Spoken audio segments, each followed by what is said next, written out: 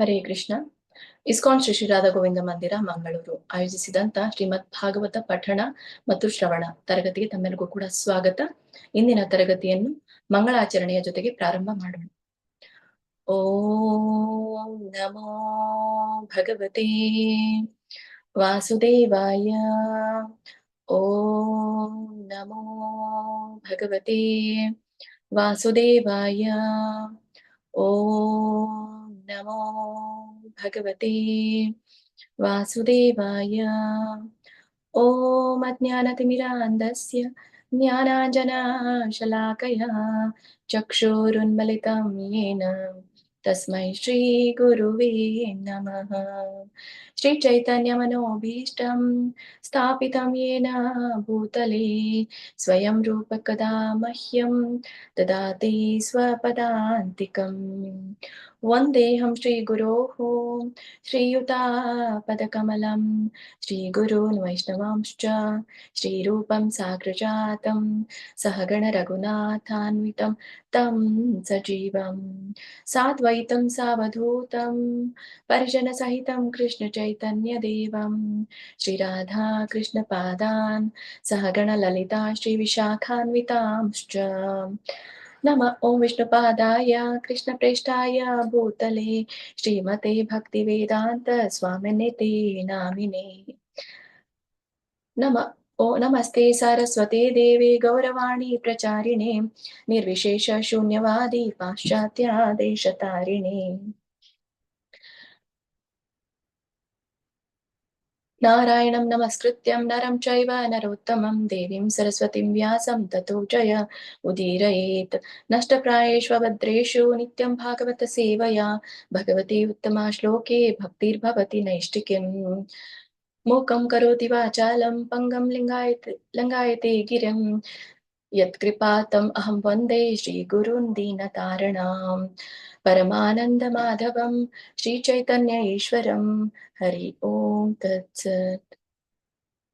ಜೈ ಶ್ರೀ ಕೃಷ್ಣ ಚೈತನ್ಯ ಪ್ರಭು ನಿತ್ಯಾನಂದ ಶ್ರೀ ಅದ್ವೈತ ಗದಾಧರ ಶ್ರೀವಾಸಾದಿ ಗೌರ ಭಕ್ತ ವೃಂದ.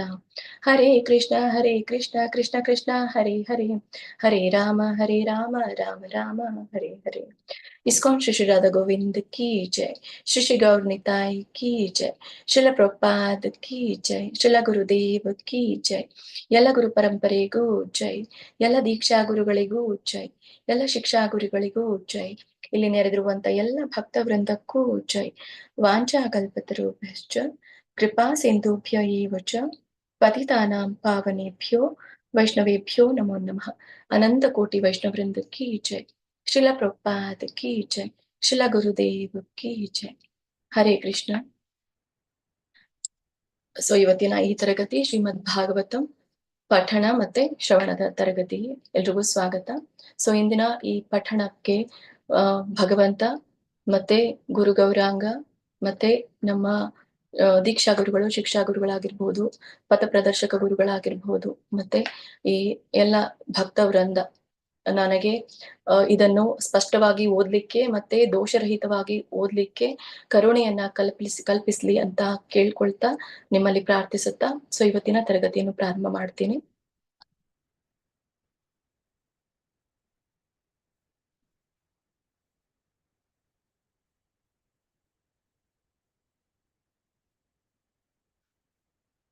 ಎಲ್ರಿಗೂ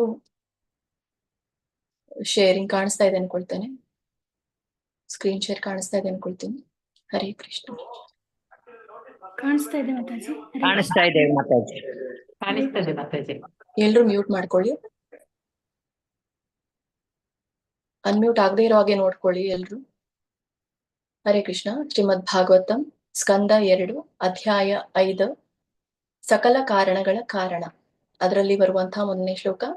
ನಾರದ ಉವಾಚ ದೇವ ದೇವ ನಮಸ್ತೆಸ್ತು ಭೂತ ಭಾವನ್ ಪೂರ್ವಜ ತದ್ವಿಜಾನೀಹಿ ಯಜ್ಞಾನಂ ಆತ್ಮತತ್ವ ನಿದರ್ಶನಂ. ಪದಗಳ ಅರ್ಥ. ನಾರದ ಉವಾಚ, ಶ್ರೀ ನಾರದರು ಹೇಳಿದರು, ದೇವತೆಗಳೆಲ್ಲರ ದೇವನೇ ನಮಃ ನಮಸ್ಕಾರಗಳು, ತೇ ನಿನಗೆ, ಅಸ್ತು ಆಗಲಿ, ಭೂತ ಭಾವನ್ ಸಕಲ ಜೀವಿಗಳ ಉತ್ಪಾದಕನೇ, ಪೂರ್ವಜ ಮೊದಲು ಜನಿಸಿದವನೇ, ತತ್ ವಿಜಾನೀಹಿ ಆ ಜ್ಞಾನವನ್ನು ದಯವಿಟ್ಟು ವಿವರಿಸು. ಯಜ್ಞಾನಂ, ಯಾವ ಜ್ಞಾನವು ಆತ್ಮತತ್ವ ಅಲೌಕಿಕವನ್ನು ನಿದರ್ಶನಂ ವಿಶೇಷವಾಗಿ ನಿರ್ದೇಶಿಸುವುದು. ಅನುವಾದ: ನಾರದ ಮುನಿಗಳು ಬ್ರಹ್ಮನನ್ನು ಕೇಳಿದರು. ಎಲೆ ದೇವತೆಗಳಲ್ಲಿ ಪ್ರಮುಖನೇ, ಪ್ರಥಮ ಜಾತ ಜೀವನೇ, ನಾನು ನಿನಗೆ ಗೌರವ ಪೂರ್ವಕ ನಮಸ್ಕಾರ ಮಾಡುತ್ತೇನೆ. ವ್ಯಕ್ತಿಗತ ಆತ್ಮದ ಮತ್ತು ಪರಮಾತ್ಮದ ಸತ್ಯಕ್ಕೆ ಯಾರನ್ನೇ ಆಗಲಿ ನಿರ್ದೇಶಿಸುವಂತಹ ಆ ಪಾರಮಾರ್ಥಿಕ ಜ್ಞಾನವನ್ನು ದಯವಿಟ್ಟು ನನಗೆ ತಿಳಿಸು. ಭಾವಾರ್ಥ: ಶ್ರೀಲ ಪ್ರಭುಪಾದವರಿಂದ. ಶ್ರೀಲ ಪ್ರಭುಪಾದ್ ಕಿ ಜೈ. ಪರಂಪರಾ ಪದ್ಧತಿ ಅಥವಾ ಶಿಷ್ಯ ಪರಂಪರೆಯ ಪರಿಪೂರ್ಣತೆಯನ್ನು ಇಲ್ಲಿ ಮತ್ತಷ್ಟು ದೃಢಪಡಿಸಲಾಗಿದೆ. ಪ್ರಥಮ ಜಾತ ಜೀವಿಯಾದ ಬ್ರಹ್ಮನು ನೇರವಾಗಿ ದೇವೋತ್ತಮ ಪರಮ ಪುರುಷನಿಂದ ಜ್ಞಾನವನ್ನು ಪಡೆದನು. ಅನಂತರ ಅದೇ ಜ್ಞಾನವನ್ನು ಮುಂದಿನ ಶಿಷ್ಯರಾದ ನಾರದರಿಗೆ ಬೋಧಿಸಲಾಯಿತೆಂದು ಹಿಂದಿನ ಅಧ್ಯಾಯದಲ್ಲಿ ಸ್ಥಿರಪಡಿಸಲಾಗಿದೆ. ನಾರದರು ಜ್ಞಾನಕ್ಕಾಗಿ ಕೇಳಿಕೊಂಡರು. ಹಾಗೆ ಕೇಳಿಕೊಂಡಾಗ ಬ್ರಹ್ಮನು ಅದನ್ನು ಬೋಧಿಸಿದನು. ಆದ್ದರಿಂದ ಯೋಗ್ಯ ವ್ಯಕ್ತಿಯಿಂದ ಪಾರಮಾರ್ಥಿಕ ಜ್ಞಾನವನ್ನು ಯಾಚಿಸುವುದು ಮತ್ತು ಅದನ್ನು ಯಥೋಚಿತವಾಗಿ ಪಡೆದುಕೊಳ್ಳುವುದು ಶಿಷ್ಯ ಪರಂಪರಾ ಪದ್ಧತಿಯ ನಿಯಮವಾಗಿದೆ.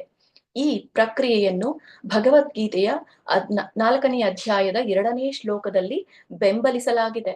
ಕುತೂಹಲಿಯಾದ ವಿದ್ಯಾರ್ಥಿಯು ಪಾರಮಾರ್ಥಿಕ ಜ್ಞಾನವನ್ನು ಸ್ವೀಕರಿಸಲು ವಿನೀತ ಪ್ರಶ್ನೆಗಳು ಮತ್ತು ಸೇವೆಯ ಮೂಲಕ ಶರಣಾಗತನಾಗಿ ಅರ್ಹ ಗುರುವನ್ನು ಸಂಪರ್ಕಿಸಬೇಕು.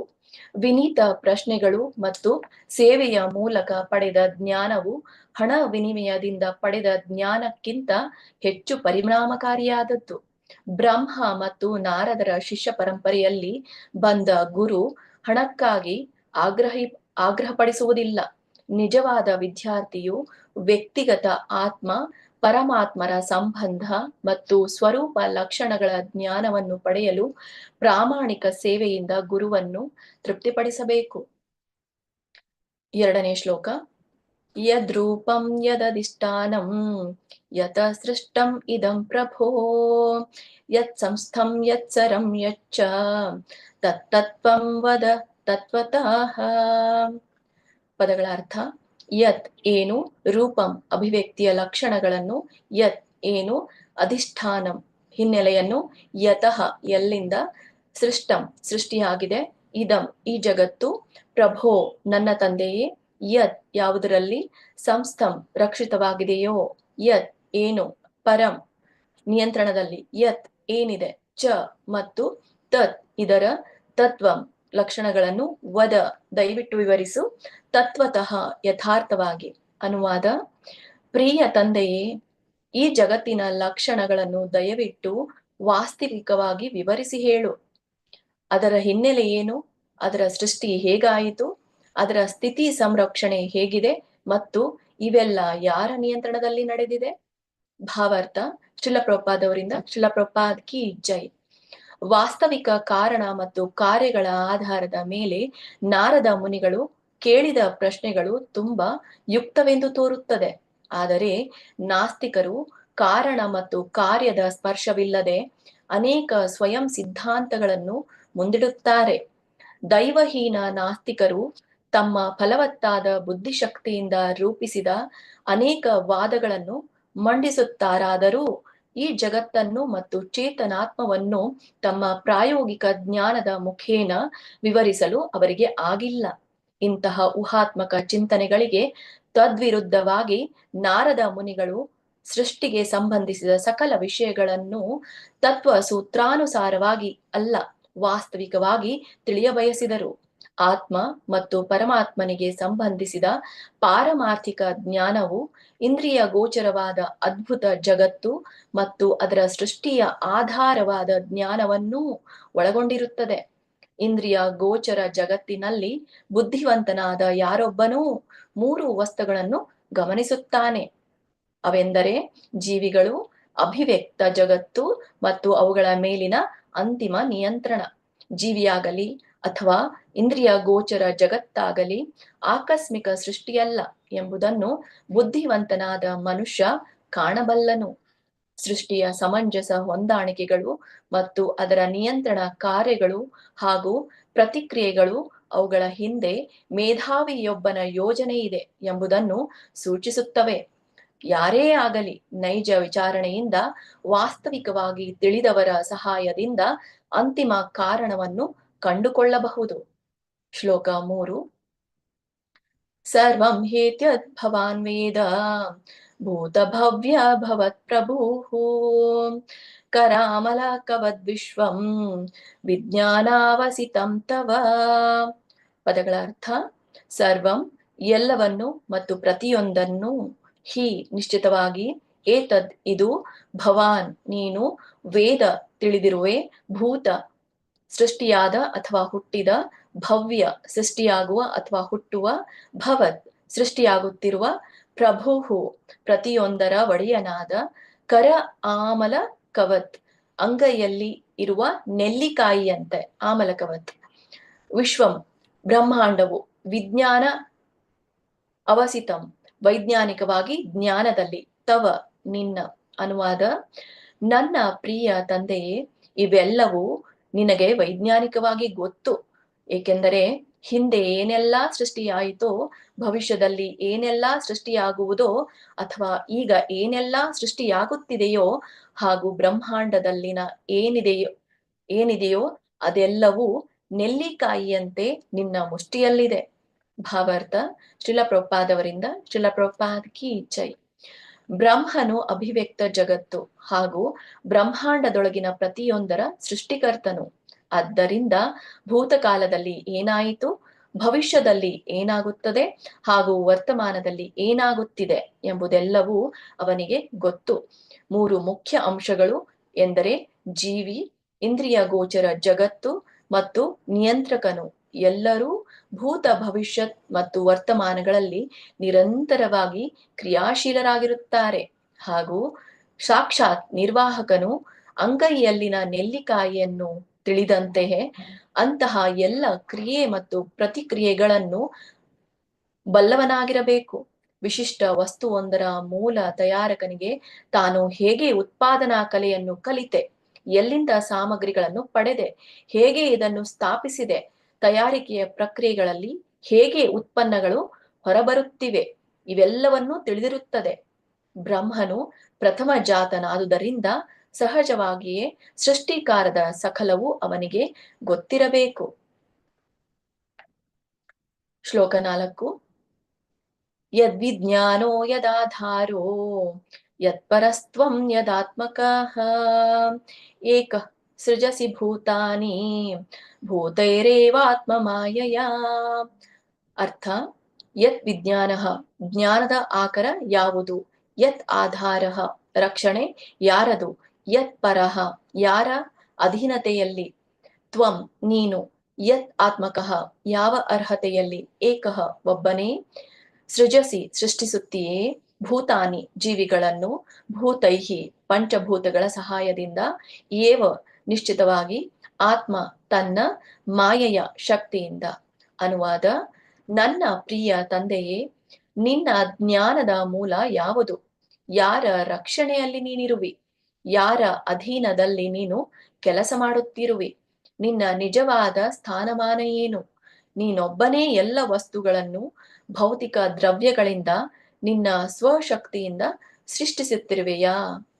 ಭಾವಾರ್ಥ: ಶ್ರೀಲ ಪ್ರಭುಪಾದವರಿಂದ ಶ್ರೀಲ ಪ್ರಭುಪಾದ ಕಿ ಜೈ. ಬ್ರಹ್ಮದೇವನು ಕಠೋರ ತಪಸ್ಸುಗಳನ್ನಾಚರಿಸಿ ಸೃಜನ ಶಕ್ತಿಯನ್ನು ಗಳಿಸಿದ್ದನೆಂಬುದು ಶ್ರೀ ನಾರದ ಮುನಿಗಳಿಗೆ ತಿಳಿದಿತ್ತು. ಹೀಗೆ ಬ್ರಹ್ಮನಿಗೆ ಸೃಜನ ಶಕ್ತಿಯನ್ನು ದಯಪಾಲಿಸಿದ ಮತ್ತೊಬ್ಬ ಶ್ರೇಷ್ಠ ವ್ಯಕ್ತಿ ಇದ್ದಾನೆ ಎಂಬುದನ್ನು ಅವರು ಬಲ್ಲವರಾಗಿದ್ದರು. ಆದ್ದರಿಂದ ಅವರು ಮೇಲಿನ ಎಲ್ಲ ಪ್ರಶ್ನೆಗಳನ್ನೂ ಕೇಳಿದರು. ಆದ್ದರಿಂದಲೇ ವೈಜ್ಞಾನಿಕ ಸಾಧನೆಗಳ ಪ್ರಗತಿಪರ ಅನ್ವೇಷಣೆಗಳು ಸಹ ಇದೇ ರೀತಿಯಲ್ಲಿ ಸ್ವತಂತ್ರವಲ್ಲ. ವಿಜ್ಞಾನಿಯೂ ಸಹ ಮತ್ತೊಬ್ಬನು ಸೃಷ್ಟಿಸಿದ ಅದ್ಭುತ ಮಿದುಳಿನ ಮೂಲಕ ಈಗಾಗಲೇ ಅಸ್ತಿತ್ವದಲ್ಲಿರುವ ವಸ್ತುವೊಂದರ ಜ್ಞಾನವನ್ನು ಪಡೆದುಕೊಳ್ಳಬೇಕು. ವಿಜ್ಞಾನಿಯೊಬ್ಬನು ತನಗೆ ಲಭ್ಯವಾದ ಇಂತಹ ಮಿದುಳಿನ ಸಹಾಯದಿಂದ ಕೆಲಸ ಮಾಡಬಲ್ಲ ಅಷ್ಟೇ. ಅವನು ತನ್ನದೇ ಮಿದುಳನ್ನು ಅಥವಾ ಅಂತಹ ಇನ್ನೊಂದು ಮಿದುಳನ್ನು ಸೃಷ್ಟಿಸಲಾರನು. ಆದ್ದರಿಂದ ಸೃಷ್ಟಿಯ ವಿಚಾರದಲ್ಲಿ ಯಾರೊಬ್ಬರೂ ಸ್ವತಂತ್ರರಲ್ಲ ಅಥವಾ ಸೃಷ್ಟಿಯು ತಾನಾಗಿಯೇ ಆಗುವುದಿಲ್ಲ. ಶ್ಲೋಕ 5. ಆತ್ಮನ್ ಭಾವಯಸೆ ತಾನೇ ನ ಪರಾಭಾವಯನ್ ಸ್ವಯಂ ಆತ್ಮಶಕ್ತಿಂ ಅವಷ್ಟಭ್ಯ ಊರ್ಣನಾಭೀರ್ ವಾಕ್ಲಮಃ. ಪದಗಳ ಅರ್ಥ: ಆತ್ಮನ್ ಆತ್ಮನಿ ತನ್ನಿಂದ, ಭಾವಯಸೆ ವ್ಯಕ್ತಪಡಿಸುವೆ, ತಾನಿ ಅವೆಲ್ಲವನ್ನು, ನ ಪರಾಭಾವಯನ್ ಸೋಲಿಸಲ್ಪಡದೆ, ಸ್ವಯಂ ನೀನು, ಆತ್ಮಶಕ್ತಿಂ ಸ್ವಯಂಪೂರ್ಣ ಶಕ್ತಿಯನ್ನು, ಅವಷ್ಟಭ್ಯ ತೊಡಗಿಸಿ, ಊರ್ಣನಾಭಿಹಿ ಜೇಡರ ಹುಳದ ಇವ ಹಾಗೆ, ಅಕ್ಲಮಃ ನೆರವಿಲ್ಲದೆ. ಅನುವಾದ: ಜೇಡರ ಹುಳು ಹೇಗೆ ಸುಲಭವಾಗಿ ತನ್ನ ಬಲೆಯಿಂದಲೇ ಜಾಲವನ್ನು ನಿರ್ಮಿಸುವುದೋ ಮತ್ತು ಇತರರಿಂದ ಪರಾಭವಗೊಳ್ಳದೆ ತನ್ನ ಸೃಷ್ಟಿಶಕ್ತಿಯನ್ನು ಹೇಗೆ ಪ್ರಕಟಿಸುವುದೋ ಹಾಗೆ ನೀನು ಬೇರೊಬ್ಬರ ನೆರವಿಲ್ಲದೆ ಸ್ವಯಂ ಶಕ್ತಿಯಿಂದ ಸೃಷ್ಟಿ ಕಾರ್ಯ ಮಾಡುತ್ತೀಯೇ. ಭಾವಾರ್ಥ: ಶ್ರೀಲ ಪ್ರಭುಪಾದವರಿಂದ ಶ್ರೀಲ ಪ್ರಭುಪಾದ್ ಕಿ ಜೈ. ಸ್ವಯಂ ಪರಿಪೂರ್ಣತೆಗೆ ಅತ್ಯುತ್ತಮ ನಿದರ್ಶನವೆಂದರೆ ಸೂರ್ಯ. ಸೂರ್ಯ ಬೇರಾವುದೇ ಕಾಯದಿಂದ ಪ್ರಕಾಶಿತನಾಗಬೇಕಿಲ್ಲ, ಬದಲಾಗಿ ಸೂರ್ಯನೇ ಉಳಿದೆಲ್ಲ ವಸ್ತುಗಳಿಗೆ ಪ್ರಕಾಶಿಸಲು ಸಹಾಯ ಮಾಡುತ್ತಾನೆ. ಆದ್ದರಿಂದಲೇ ಸೂರ್ಯನ ಎದುರು ಬೇರಾವ ಪ್ರಕಾಶಮಯ ವಸ್ತುವೂ ಪ್ರಧಾನವಲ್ಲ.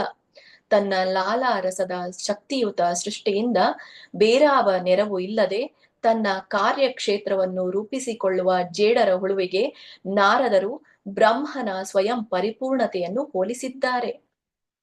ಶ್ಲೋಕ 6. ನಾಹಂ ವೇದ ಪರಂ ಯಸ್ಮಿನ್ ಅಪರಂ ಸಮಂ ವಿಭೋ ನಾಮರೂಪ ಗುಣೈರ್ಭಾವ್ಯಂ ಸದಸತ್ ಕಿಂಚಿದನ್ಯತಃ. ಪದಗಳ ಅರ್ಥ: ನ ಕೂಡದು, ಅಹಂ ನಾನು, ವೇದ ತಿಳಿದಿದ್ದೇನೆ, ಪರಂ ಶ್ರೇಷ್ಠವಾದ, ಹಿ ಗೋಸ್ಕರ, ಅಸ್ಮಿನ್ ಈ ಜಗತ್ತಿನಲ್ಲಿ, ನ ಇಲ್ಲ, ಅಪರಂ ಕೀಳಾದ, ನ ಇಲ್ಲ, ಸಮಂ ಸಮಾನವಾದ, ವಿಭೋ ಮಹಾತ್ಮನೇ, ನಾಮ ಹೆಸರು, ರೂಪ ಲಕ್ಷಣಗಳು, ಗುಣೈಹಿ ಗುಣಗಳಿಂದ, ಭಾವ್ಯಂ ಸೃಷ್ಟಿಯಾದುದೆಲ್ಲವೂ, ಸತ್ ಶಾಶ್ವತವಾದ, ಅಸತ್ ತಾತ್ಕಾಲಿಕವಾದ, ಕಿಂಚಿತ್ ಅಥವಾ ಅದರಂತೆ ಇರುವ ಯಾವುದೊಂದರ, ಅನ್ಯತಃ ಬೇರೊಂದು ಮೂಲದಿಂದ.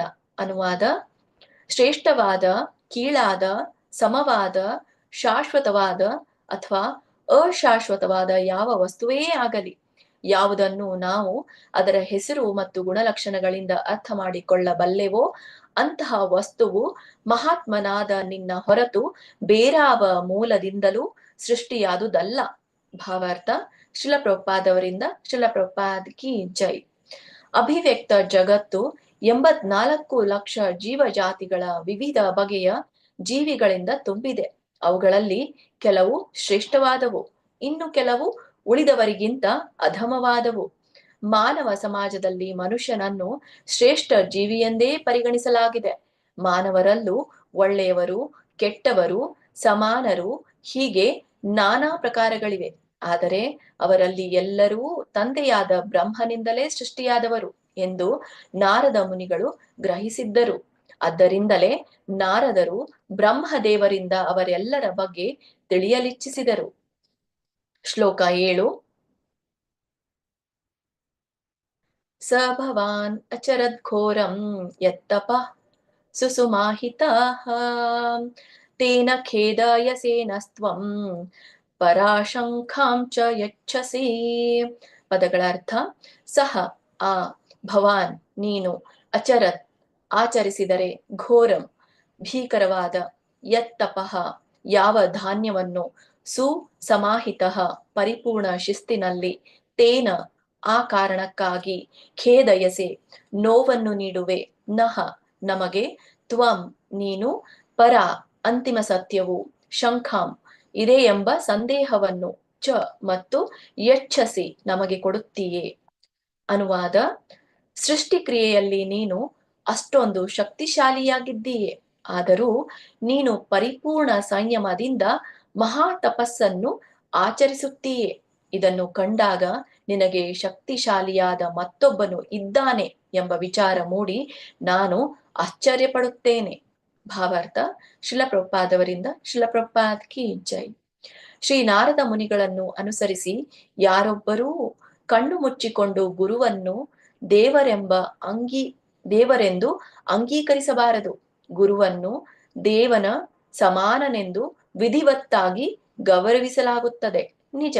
ಆದರೆ ತಾನೇ ದೇವರೆಂದು ಹೇಳಿಕೊಳ್ಳುವ ಗುರುವನ್ನು ತತ್ಕ್ಷಣ ತಿರಸ್ಕರಿಸಬೇಕು. ನಾರದ ಮುನಿಗಳು ಬ್ರಹ್ಮದೇವರ ಅದ್ಭುತ ಸೃಷ್ಟಿಕ್ರಿಯೆಗಳನ್ನು ಕಂಡು ಬ್ರಹ್ಮನೇ ಪರಮ ಪುರುಷನೆಂದು ಅಂಗೀಕರಿಸಿದರು. ಆದರೆ ಬ್ರಹ್ಮನೂ ಮತ್ತೊಬ್ಬ ಶ್ರೇಷ್ಠತಮ ವಿಧಾಯಕ ಶಕ್ತಿಯನ್ನು ಪೂಜಿಸುವುದನ್ನು ಕಂಡಾಗ ನಾರದರಲ್ಲಿ ಸಂದೇಹ ಉಂಟಾಯಿತು. ಪರಮ ಪುರುಷನು ಪರಮ ಪುರುಷನೇ, ಅವನಿಗೆ ಪೂಜ್ಯವಾದ ಇನ್ನೊಬ್ಬ ಶ್ರೇಷ್ಠನಿಲ್ಲ. ಅಹಂ ಗ್ರಹೋಪಾಸಿತ ಅಥವಾ ತಾನೇ ದೇವರಾಗುವ ಕಲ್ಪನೆಯಿಂದ ಸ್ವಯಂ ಆರಾಧನೆ ಮಾಡಿಕೊಳ್ಳುವವನು ತಪ್ಪು ದಾರಿ ಹಿಡಿಸುವವನು. ಆದರೆ ಪರಮ ಪ್ರಭುವಾದ ಭಗವಂತನು ದೇವರಾಗಲು ತಾನು ಸೇರಿದಂತೆ ಯಾರನ್ನೂ ಪೂಜಿಸಬೇಕಾಗಿಲ್ಲ ಎಂಬುದನ್ನು ಬುದ್ಧಿವಂತನಾದ ಶಿಷ್ಯನು ಕೂಡಲೇ ಗ್ರಹಿಸಬಲ್ಲ. ಅಹಂ ಗ್ರಹೋಪಾಸನ ಪಾರಮಾರ್ಥಿಕ ಸಾಕ್ಷಾತ್ಕಾರದ ಪ್ರಕ್ರಿಯೆಗಳಲ್ಲಿ ಒಂದಾಗಿರಬಹುದು. ಆದರೆ ಅಹಂ ಗ್ರಹೋಪಾಸಿತ ಎಂದಿಗೂ ತಾನೇ ದೇವರಾಗಲಾರದು. ಪಾರಮಾರ್ಥಿಕ ಸಾಕ್ಷಾತ್ಕಾರದ ಸಾಧನೆ ಮಾಡುವ ಮೂಲಕ ಯಾರು ದೇವರಾಗಲಾರರು. ನಾರದ ಮುನಿಗಳು ಬ್ರಹ್ಮನೇ ಪರಮ ಪುರುಷನೆಂದು ಭಾವಿಸಿದ್ದರು. ಆದರೆ ಬ್ರಹ್ಮನೇ ಪಾರಮಾರ್ಥಿಕ ಸಾಕ್ಷಾತ್ಕಾರದ ಸಾಧನೆಯಲ್ಲಿ ತೊಡಗಿರುವುದನ್ನು ಕಂಡಾಗ ಅವರಲ್ಲಿ ಅನುಮಾನಗಳು ತಲೆದೋರಿದವು. ಆದ್ದರಿಂದಲೇ ಅವರು ಸೃಷ್ಟೀಕರಣ ಬಯಸಿದರು.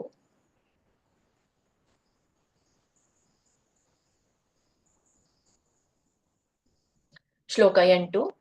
ಏತನ್ಮೇ ಪೃಚ್ಛತಃ ಸರ್ವಂ ಸರ್ವಜ್ಞ ಸಕಲೇಶ್ವರ ವಿಜಾನೀಹಿ ಯಥೈವೇದಂ ಅಹಂ ಬುದ್ಧೇನುಶಾಸಿತಃ. ಪದಗಳ ಅರ್ಥ: ಏತತ್ ಈ, ಮೇ ನನಗೆ, ಪೃಚ್ಛತಃ ಪ್ರಶ್ನಿಸುವ, ಅನ್ವೇಷಕ, ಸರ್ವಂ ವಿಚಾರಿಸಿದುದೆಲ್ಲವನ್ನೂ, ಸರ್ವಜ್ಞ ಪ್ರತಿಯೊಂದನ್ನೂ ತಿಳಿದವನೇ, ಸಕಲ ಎಲ್ಲದಕ್ಕೂ, ಈಶ್ವರ ನಿಯಂತ್ರಕನಾದವನೇ, ವಿಜಾನೀಹಿ ದಯವಿಟ್ಟು ವಿವರಿಸು, ಯಥಾ ಹೇಗೆ, ಏವ ಅವು ಇವೆಯೋ, ಇದಂ ಹಾಗೆ ಅದನ್ನು, ಅಹಂ ನಾನು, ಬುದ್ಧಿ ತಿಳಿಯಬಲ್ಲೆನು, ಅನುಶಾಸಿತಃ ನನ್ನಿಂದ ಕಲಿಯುತ್ತಿರುವ.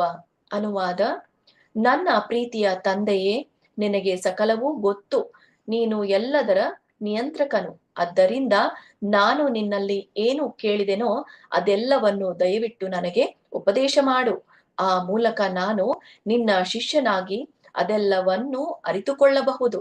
ಭಾವಾರ್ಥ: ಶ್ರೀಲ ಪ್ರಭುಪಾದವರಿಂದ ಶ್ರೀಲ ಪ್ರಭುಪಾದ್ ಕಿ ಜೈ. ನಾರದ ಮುನಿಗಳು ಕೇಳಿದ ಪ್ರಶ್ನೆಗಳು ಪ್ರತಿಯೊಬ್ಬರಿಗೂ ಸಂಬಂಧಿಸಿದ ಬಹು ಮುಖ್ಯ ವಿಷಯಗಳು. ಆದ್ದರಿಂದ ಬ್ರಹ್ಮನು ಅವುಗಳನ್ನು ಯೋಗ್ಯವೆಂದು ಪರಿಗಣಿಸುವಂತೆ ನಾರದರು ಪ್ರಾರ್ಥಿಸಿದರು. ಅದರಿಂದ ಬ್ರಹ್ಮ ಸಂಪ್ರದಾಯದ ಶಿಷ್ಯ ಪರಂಪರೆಯಲ್ಲಿ ಮುಂದೆ ಬರುವ ಇತರರೆಲ್ಲರೂ ಯಾವುದೇ ತೊಂದರೆ ಇಲ್ಲದೆ ಅವುಗಳನ್ನು ಸರಿಯಾಗಿ ಗ್ರಹಿಸುವುದು ಸಾಧ್ಯವಾಗುತ್ತದೆ. ಶ್ಲೋಕ 9.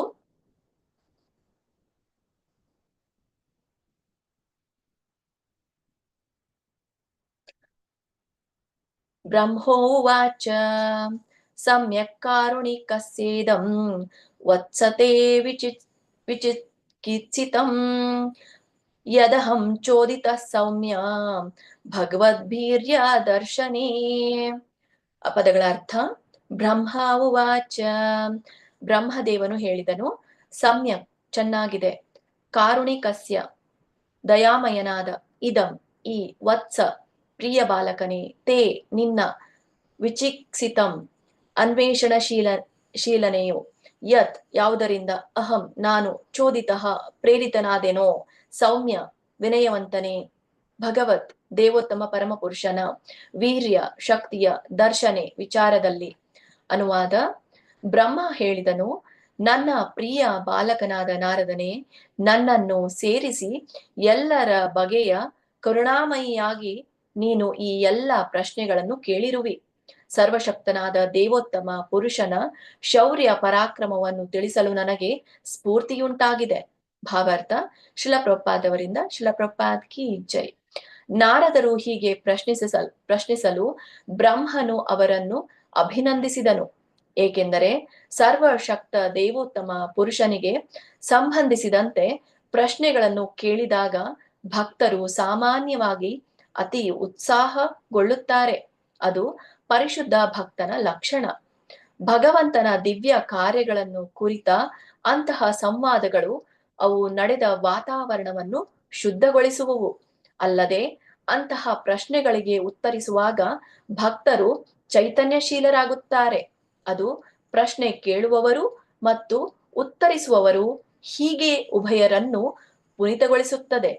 ಪರಿಶುದ್ಧ ಭಕ್ತರು ಭಗವಂತನ ಬಗ್ಗೆ ಸಕಲವನ್ನೂ ತಾವು ತಿಳಿದುಕೊಳ್ಳುವುದರಿಂದ ಮಾತ್ರ ತೃಪ್ತರಲ್ಲ, ಅದನ್ನು ಇತರರಿಗೂ ಪ್ರಚಾರ ಮಾಡಲು ಅವರು ಕಾತರರಾಗಿರುತ್ತಾರೆ. ಏಕೆಂದರೆ ಭಗವಂತನ ಮಹಿಮೆಗಳು ಪ್ರತಿಯೊಬ್ಬನಿಗೂ ತಿಳಿಯಬೇಕೆಂಬುದು ಅವರ ಇಚ್ಛೆ. ಹೀಗೆ ಭಕ್ತನಿಗೆ ಅಂತಹದ್ದೊಂದು ಅವಕಾಶ ಪ್ರಾಪ್ತವಾದಾಗ ಅವನು ತೃಪ್ತನಾಗುತ್ತಾನೆ. ಇದು ಪ್ರಚಾರ ಕಾರ್ಯದ ಮೂಲ ತತ್ವ. ಶ್ಲೋಕ 10. ನಾನೃತಂ ತವ ತಚ್ಚಾಪಿ ಯಥಾ ಮಾಂ ಪ್ರಬ್ರವೀಷಿ ಭೋಃ ಅವಿಜ್ಞಾಯ ಪರಂ ಮತ್ತ ಏತಾವತ್ ತ್ವಂ ಯತೋ ಹಿ ಮೇ.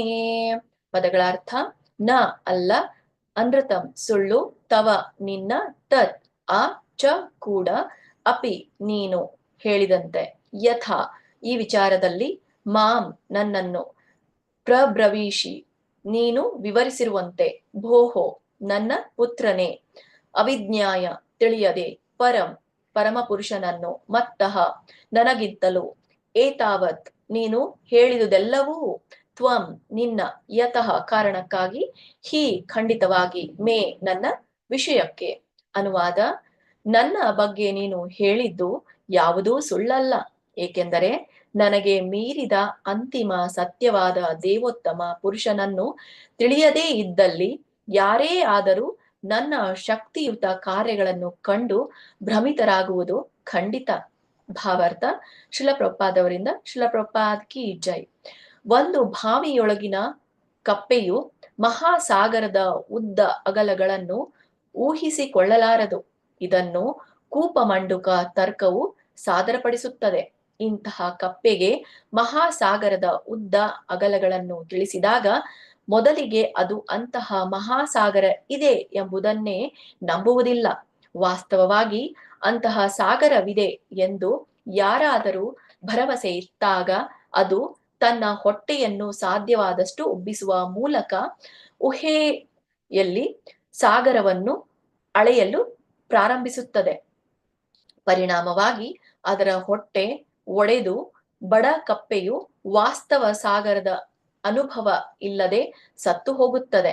ಅಂತೆಯೇ ಲೌಕಿಕ ವಿಜ್ಞಾನಿಗಳು ತಮ್ಮ ಮಂಡೂಕ ಬುದ್ಧಿಯಿಂದಾಗಿ ಮತ್ತು ತಮ್ಮ ವೈಜ್ಞಾನಿಕ ಸಾಧನೆಗಳಿಂದಾಗಿ ಭಗವಂತನ ಅಚಿಂತ್ಯ ಶಕ್ತಿಯನ್ನು ಪ್ರಶ್ನಿಸಬಯಸುತ್ತಾರೆ. ಆದರೆ ಅಂತಿಮವಾಗಿ ಕಪ್ಪೆಯಂತೆ ವಿಫಲರಾಗಿ ಸಾವನ್ನಪ್ಪುತ್ತಾರೆ.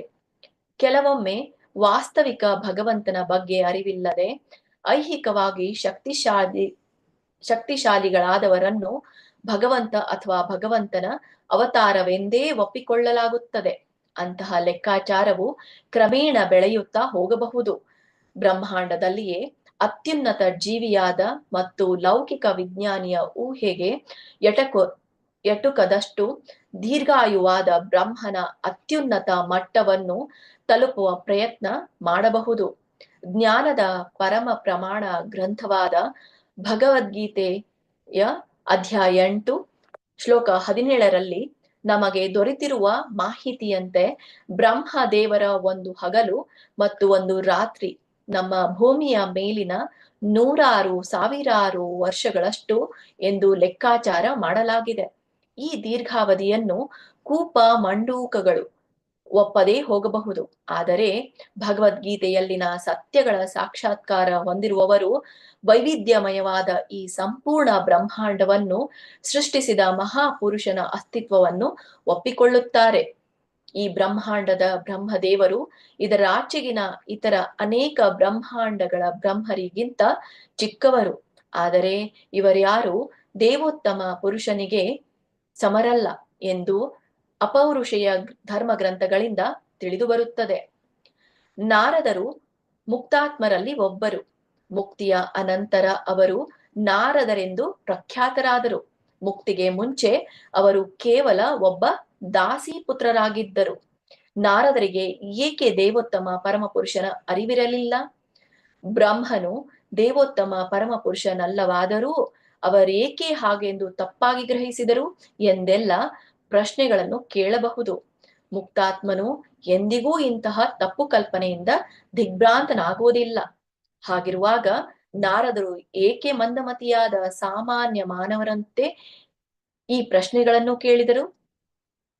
ಅರ್ಜುನ ನಿರಂತರವಾಗಿ ಭಗವಂತನ ಸಾಹಚರ್ಯದಲ್ಲಿದ್ದ. ಆದರೆ ಅವನಿಗೂ ಈ ರೀತಿ ದಿಗ್ಭ್ರಾಂತಿ ಉಂಟಾಗಿತ್ತು. ಅರ್ಜುನ ಅಥವಾ ನಾರದರಲ್ಲಿ ಭಗವದಿಚ್ಛಾನುಸಾರ ಇಂತಹ ದಿಗ್ಭ್ರಾಂತಿಗಳುಂಟಾಗುತ್ತವೆ. ಇದರಿಂದಾಗಿ ಮುಕ್ತಿ ಪಡೆದಿಲ್ಲದವರು ಭಗವಂತನ ಸತ್ಯ ಮತ್ತು ಜ್ಞಾನದ ಸಾಕ್ಷಾತ್ಕಾರ ಪಡೆಯಬಹುದು. ಬ್ರಹ್ಮನು ಸರ್ವಶಕ್ತನೆಂದು ನಾರದರ ಮನದಲ್ಲಿ ಮೂಡುವ ಸಂದೇಹವು ಕೂಪ ಮಂಡೂಕಗಳಿಗೆ ದೇವೋತ್ತಮ ಪುರುಷನ ಅನನ್ಯತೆಯನ್ನು ತಪ್ಪಾಗಿ ಗ್ರಹಿಸಿ ದಿಗ್ಭ್ರಾಂತನಾಗದಿರಲು ಒಂದು ಪಾಠವಿದೆ. ಅದು ಬ್ರಹ್ಮನಂತಹ ವ್ಯಕ್ತಿಗೆ ಹೋಲಿಸಿದಾಗ ಕೂಡ ತಾವೇ ದೇವರು ಅಥವಾ ದೇವರ ಅವತಾರವೆಂದು ತಪ್ಪಾಗಿ ಗ್ರಹಿಸುವವರ ಬಗ್ಗೆ ಹೇಳುವುದೇನಿದೆ? ದೇವೋತ್ತಮ ಪರಮಪುರುಷ ಭಗವಂತನು ಎಂದಿಗೂ ಪರಮಪುರುಷನೇ. ಅನೇಕ ಸಲ ಇಲ್ಲಿನ ಭಾವಾರ್ಥಗಳಲ್ಲಿ ಸ್ಥಿರಪಡಿಸಲು ಯತ್ನಿಸಿರುವಂತೆ ಬ್ರಹ್ಮನ ಮಟ್ಟದವರೂ ಸೇರಿದಂತೆ ಯಾವ ಜೀವಿಯೂ ಭಗವಂತನೊಡನೆ ತಾನು ಸಮಾನ ಎಂದು ಹೇಳಿಕೊಳ್ಳಲಾಗದು. ಜನರು ಒಬ್ಬ ಮಹಾನುಭಾವನನ್ನು ಮರಣೋತ್ತರ ವೀರ ಪೂಜೆಯಂತೆ ದೇವರೆಂದು ಪೂಜಿಸಿದಲ್ಲಿ ಅಂತಹ ವೀರ ಪೂಜೆಯಿಂದ ಯಾರೂ ಮಾರ್ಗಭ್ರಷ್ಟರಾಗಬಾರದು. ಅಯೋಧ್ಯೆಯ ಮಹಾರಾಜ ಶ್ರೀರಾಮಚಂದ್ರನಂತೆ ಅನೇಕ ರಾಜರುಗಳಿದ್ದರು. ಆದರೆ ಅಪೌರುಷೇಯ ಧರ್ಮ ಗ್ರಂಥಗಳಲ್ಲಿ ಇವರ್ಯಾರನ್ನೂ ದೇವರು ಎಂದು ಸೂಚಿಸಿಲ್ಲ. ಒಳ್ಳೆಯ ರಾಜನಾಗಿರುವುದು ಶ್ರೀರಾಮನಾಗಲು ಅಗತ್ಯವಾದ ಅರ್ಹತೆಯೇ ಅಲ್ಲ. ಆದರೆ ಶ್ರೀಕೃಷ್ಣನಂತಹ ಮಹಾಪುರುಷನಾಗಿರುವುದು ದೇವೋತ್ತಮ ಪುರುಷನಾಗಿರಲು ಅರ್ಹತೆಯಾಗಿದೆ. ಕುರುಕ್ಷೇತ್ರ ಯುದ್ಧದಲ್ಲಿ ಪಾಲ್ಗೊಂಡವರ ಗುಣಲಕ್ಷಣಗಳನ್ನು ಪರಾಮರ್ಶಿಸಿದ್ದಲ್ಲಿ ಮಹಾರಾಜ ಯುಧಿಷ್ಠಿರನು ಶ್ರೀರಾಮಚಂದ್ರನಿಗಿಂತ ಧರ್ಮಶ್ರದ್ಧೆಯಲ್ಲಿ ಕಡಿಮೆ ಇರಲಿಲ್ಲ. ಮತ್ತು ಲಕ್ಷಣಗಳನ್ನು ಅಧ್ಯಯನ ಮಾಡಿದಲ್ಲಿ ಯುಧಿಷ್ಠಿರನು ಶ್ರೀಕೃಷ್ಣನಿಗಿಂತ ಹೆಚ್ಚು ನೀತಿವಂತನಾಗಿದ್ದನೆಂಬುದು ತಿಳಿದು ಬರುತ್ತದೆ. ಭಗವಾನ್ ಶ್ರೀಕೃಷ್ಣನು ಮಹಾರಾಜ ಯುಧಿಷ್ಠಿರನಿಗೆ ಸುಳ್ಳು ಹೇಳುವಂತೆ ತಿಳಿಸಿದ. ಆದರೆ ಯುಧಿಷ್ಠಿರ ಪ್ರತಿಭಟಿಸಿದ. ಹೀಗೆಂದ ಮಾತ್ರಕ್ಕೆ ಮಹಾರಾಜ ಯುಧಿಷ್ಠಿರನು ಶ್ರೀರಾಮಚಂದ್ರ ಅಥವಾ ಶ್ರೀಕೃಷ್ಣನಿಗೆ ಸಮ ಎಂದು ಅರ್ಥವಲ್ಲ. ಪರಮಾಚಾರ್ಯರುಗಳು ಮಹಾರಾಜ ಯುಧಿಷ್ಠಿರನನ್ನು ಧರ್ಮಶ್ರದ್ಧೆಯುಳ್ಳ ಪುಣ್ಯ ಪುರುಷನೆಂದು ಬೆಲೆ ಕಟ್ಟಿದ್ದಾರೆ. ಆದರೆ ಶ್ರೀರಾಮಚಂದ್ರ ಅಥವಾ ಶ್ರೀಕೃಷ್ಣನನ್ನು ದೇವೋತ್ತಮ ಪುರುಷನೆಂದು ಅಂಗೀಕರಿಸಿದ್ದಾರೆ. ಭಗವಂತನು ಎಲ್ಲ ಸಂದರ್ಭ ಸನ್ನಿವೇಶಗಳಲ್ಲೂ ವಿಭಿನ್ನ ಸ್ವರೂಪನಾಗಿದ್ದಾನೆ. ಮನುಷ್ಯತ್ವಾರೋಪಣೆಯ ಯಾವ ಕಲ್ಪನೆಯೂ ಅವನಿಗೆ ಅನ್ವಯಿಸದು. ಭಗವಂತ ಯಾವಾಗಲೂ ಭಗವಂತನೇ. ಸಾಮಾನ್ಯ ಜೀವಿ ಎಂದಿಗೂ ಅವನಿಗೆ ಸಮನಾಗಲಾರನು. ಶ್ಲೋಕ 11. ಯೇನ ಸ್ವರೋಚಿಷಾ ವಿಶ್ವಂ ರೋಚಿತಂ ರೋಚಯಾಮ್ಯಹಂ ಯಥಾರ್ಕೋಗ್ನಿರ್ಯಥಾ ಸೋಮೋ ಯಥರ್ಕ್ಷಗ್ರ ತಾರಕಾಃ. ಪದಗಳ ಅರ್ಥ: ಏನ ಯಾರಿಂದ, ಸ್ವ ರೋಚಿಷ ಸ್ವಪ್ರಕಾಶದಿಂದ, ವಿಶ್ವಂ ಪ್ರಪಂಚವೆಲ್ಲವನ್ನೂ, ರೋಚಿತಂ ಆಗಲೇ ಶಕ್ತಿಯುತವಾಗಿ ಸೃಷ್ಟಿಸಿದ, ರೋಚಯಾಮಿ ವ್ಯಕ್ತಪಡಿಸುತ್ತೇನೆ, ಅಹಂ ನಾನು, ಯಥಾ ಹೇಗೆ, ಅರ್ಕಃ ಸೂರ್ಯನು, ಅಗ್ನಿಹಿ ಬೆಂಕಿಯು, ಯಥಾ ಹೇಗೆ, ಸೋಮಃ ಚಂದ್ರನು, ಯಥಾ ಅದರಂತೆಯೇ, ವೃಕ್ಷ ಬಾಂದಳವು, ಗ್ರಹ ಗ್ರಹಗಳು, ತಾರಕಾಹ ನಕ್ಷತ್ರಗಳು. ಅನುವಾದ: ಸೂರ್ಯನು ತನ್ನ ಪ್ರಕಾಶವನ್ನು ಹೊಮ್ಮಿಸಿದ ಅನಂತರವೇ ಚಂದ್ರ, ಗಗನಮಂಡಲ, ಪ್ರಭಾವಿ ಗ್ರಹಗಳು, ಮಿನುಗುವ ನಕ್ಷತ್ರಗಳು ತಮ್ಮ ಪ್ರಕಾಶವನ್ನು ಸೂಸುತ್ತವೆ. ಅದೇ ರೀತಿ ಭಗವಂತನು ಬ್ರಹ್ಮಜ್ಯೋತಿ ಎಂಬ ತನ್ನ ದೇಹ ಪ್ರಭೆಯಿಂದ ಸೃಷ್ಟಿ ಮಾಡಿದ ಅನಂತರ ನಾನು ಸೃಷ್ಟಿ ಕಾರ್ಯವನ್ನು ಮಾಡುತ್ತೇನೆ. ಭಾವಾರ್ಥ ಶಿಲಪ್ರಪಾದವರಿಂದ. ಶಿಲಪ್ರಪಾದ್ ಕಿ ಜೈ. ಸೃಷ್ಟಿ ಕಾರ್ಯದಲ್ಲಿ ಬ್ರಹ್ಮನೇ ಪಾರಮಾಧಿಕಾರಿಯಲ್ಲ ಎಂಬ ಭಾವನೆಯು ಸರಿಯಾದುದೆಂದು ಬ್ರಹ್ಮದೇವರು ನಾರದರಿಗೆ ತಿಳಿಸಿದರು. ಕೆಲವೊಮ್ಮೆ ಅಲ್ಪಮತಿಗಳು ಬ್ರಹ್ಮನೇ ಸರ್ವ ಕಾರಣಗಳ ಕಾರಣನು ಎಂಬ ಮೂಢ ಭಾವನೆಯನ್ನು ಹೊಂದಿರುತ್ತಾರೆ. ಆದರೆ ನಾರದರು ಬ್ರಹ್ಮಾಂಡದ ಪರಮಾಧಿಕಾರಿಯಾದ ಬ್ರಹ್ಮನ ಹೇಳಿಕೆಗಳಿಂದಲೇ ಈ ವಿಷಯದಲ್ಲಿ ಸ್ಪಷ್ಟೀಕರಣ ಬಯಸಿದರು. ರಾಷ್ಟ್ರವೊಂದರ ಸರ್ವೋಚ್ಚ ನ್ಯಾಯಾಲಯದ ತೀರ್ಮಾನವೇ ಅಂತಿಮವಾಗಿರುವಂತೆ ವೇದ ಜ್ಞಾನ ಸಂಪಾದನೆಯ ಪ್ರಕ್ರಿಯೆಯಲ್ಲಿ ಬ್ರಹ್ಮಾಂಡದ ಪರಮಾಧಿಕಾರಿಯಾದ ಬ್ರಹ್ಮನ ತೀರ್ಪೇ ಕೊನೆಯದು. ನಾವು ಈಗಾಗಲೇ ಹಿಂದಿನ ಶ್ಲೋಕದಲ್ಲಿ ದೃಢಪಡಿಸಿರುವಂತೆ ನಾರದರು ಮುಕ್ತಾತ್ಮರು. ಆದ್ದರಿಂದ ಅವರು ಸುಳ್ಳು ದೇವರುಗಳನ್ನು ಅಥವಾ ತಮ್ಮದೇ ದೇವರುಗಳನ್ನು ಒಪ್ಪಿಕೊಳ್ಳುವಂತಹ ಅಲ್ಪಮತಿಗಳಲ್ಲಿ ಒಬ್ಬರಾಗಿರಲಿಲ್ಲ. ಅವರು ಅಲ್ಪಜ್ಞಾನಿಯಂತೆ ತೋರಿಸಿಕೊಂಡರೂ ಪರಮಾಧಿಕಾರಿಯಿಂದ ಸ್ಪಷ್ಟೀಕರಣ ಬಯಸಿ ಬುದ್ಧಿವಂತಿಕೆಯಿಂದ ಸಂದೇಹವೊಂದನ್ನು ಮಂಡಿಸಿದರು. ಅದರಿಂದ ವಿಷಯ ತಿಳಿಯದವರು ಅದನ್ನು ತಿಳಿದುಕೊಳ್ಳಬಹುದು ಹಾಗೂ ಸೃಷ್ಟಿ ಮತ್ತು ಸೃಷ್ಟಿಕರ್ತನನ್ನು ಕುರಿತ ಸೂಕ್ಷ್ಮಗಳನ್ನು ಅರಿತುಕೊಳ್ಳಬಹುದಾಗಿದೆ. ಈ ಶ್ಲೋಕದಲ್ಲಿ ಬ್ರಹ್ಮನು ಅಲ್ಪಜ್ಞಾನಿಗಳ ತಪ್ಪು ಭಾವನೆಯನ್ನು ನಿವಾರಿಸುತ್ತಾನೆ ಹಾಗೂ ಭಗವಾನ್ ಶ್ರೀಕೃಷ್ಣನ ಉಜ್ವಲ ಸ್ವಯಂ ಪ್ರಕಾಶದಿಂದ ನೈಜ ಸೃಷ್ಟಿಯಾದ ಅನಂತರವೇ ತಾನು ವೈವಿಧ್ಯಮಯ ಬ್ರಹ್ಮಾಂಡವನ್ನು ಸೃಷ್ಟಿಸುವೆನೆಂದು ದೃಢಪಡಿಸುತ್ತಾನೆ. ಬ್ರಹ್ಮ ಸಂಹಿತೆಯಲ್ಲಿ 5ನೇ ಅಧ್ಯಾಯದ 40ನೇ ಶ್ಲೋಕದಲ್ಲಿ ಬ್ರಹ್ಮನು ಪ್ರತ್ಯೇಕವಾದ ಈ ಹೇಳಿಕೆಯಲ್ಲಿ ಈ ರೀತಿ ತಿಳಿಸಿದ್ದಾನೆ. ಯಸ್ಯ ಪ್ರಭಾ ಪ್ರಭವತೋ ಜಗದಂಡ ಕೋಟಿಶ್ವಶೇಷ ವಸುಧಾದಿ ವಿಭೂತಿ ಭಿನ್ನಂ ತದ್ಬ್ರಹ್ಮ ನಿಷ್ಕಲಮನಂತಂ ಅಶೇಷಭೂತಂ ಗೋವಿಂದಮಾದಿ ಪುರುಷಂ ತಮಹಂ ಭಜಾಮಿ. ನಾನು ಆದಿಪ್ರಭು ದೇವೋತ್ತಮ ಪರಮಪುರುಷ ಗೋವಿಂದನನ್ನು ಭಜಿಸುತ್ತೇನೆ. ಅವನ ದಿವ್ಯ ಶರೀರದ ಪ್ರಭೆಯು ಅನಂತ, ಅಳತೆಗೆ ಎಟುಕಲಾರದು. ಸರ್ವವ್ಯಾಪಿಯಾದ ಬ್ರಹ್ಮಜ್ಯೋತಿಯು, ಆ ಬ್ರಹ್ಮಜ್ಯೋತಿಯೇ ವೈವಿಧ್ಯಮಯ ವಾತಾವರಣ ಮತ್ತು ವಿಶಿಷ್ಟ ಜೀವ ಸ್ಥಿತಿಗಳಿಂದ ಕೂಡಿದ ಅನಂತ ಲೋಕಗಳ ಸೃಷ್ಟಿಗೆ ಕಾರಣ. ಭಗವದ್ಗೀತೆ ಅಧ್ಯಾಯ 14 27ನೇ ಶ್ಲೋಕದಲ್ಲಿ ಇದೇ ಮಾತನ್ನು ಹೇಳಲಾಗಿದೆ. ಭಗವಾನ್ ಶ್ರೀಕೃಷ್ಣ ಬ್ರಹ್ಮಜ್ಯೋತಿಯ ಹಿನ್ನೆಲೆ. ಬ್ರಾಹ್ಮಣೋ ಹಿ ಪ್ರತಿಷ್ಠಾಹಂ. ನಿರುಕ್ತಿಯಲ್ಲಿ ಅಥವಾ ವೈದಿಕ ನಿಘಂಟಿನಲ್ಲಿ ಪ್ರತಿಷ್ಠಾ ಎನ್ನುವುದಕ್ಕೆ ಸ್ಥಾಪಿಸುವುದು ಯಾವುದೋ ಅದು ಎಂಬ ಅರ್ಥ ಕೊಡಲಾಗಿದೆ. ಆದ್ದರಿಂದ ಬ್ರಹ್ಮ ಜ್ಯೋತಿ ಸ್ವತಂತ್ರವಲ್ಲ ಅಥವಾ ಸ್ವಯಂ ಪರಿಪೂರ್ಣವೂ ಅಲ್ಲ.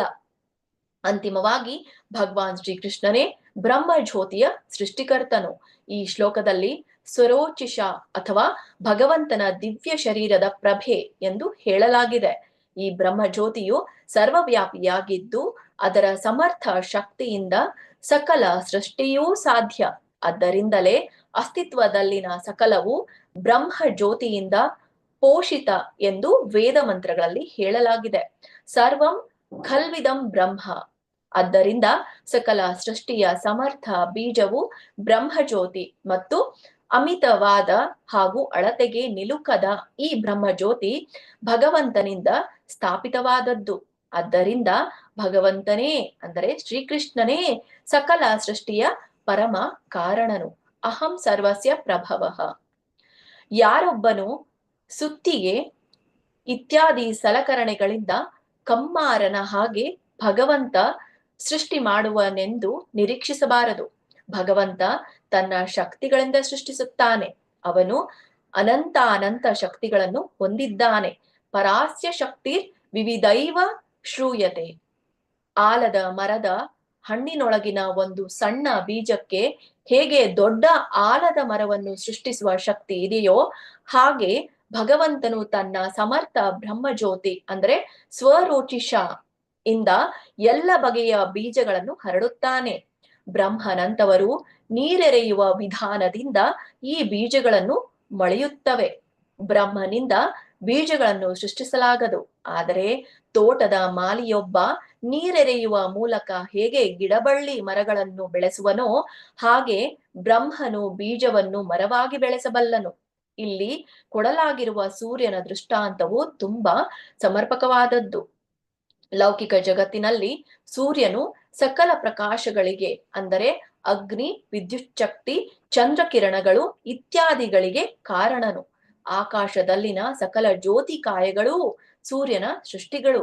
ಸೂರ್ಯನು ಬ್ರಹ್ಮ ಜ್ಯೋತಿಯ ಸೃಷ್ಟಿ ಮತ್ತು ಬ್ರಹ್ಮ ಜ್ಯೋತಿಯು ಭಗವಂತನ ಪ್ರಭೆ.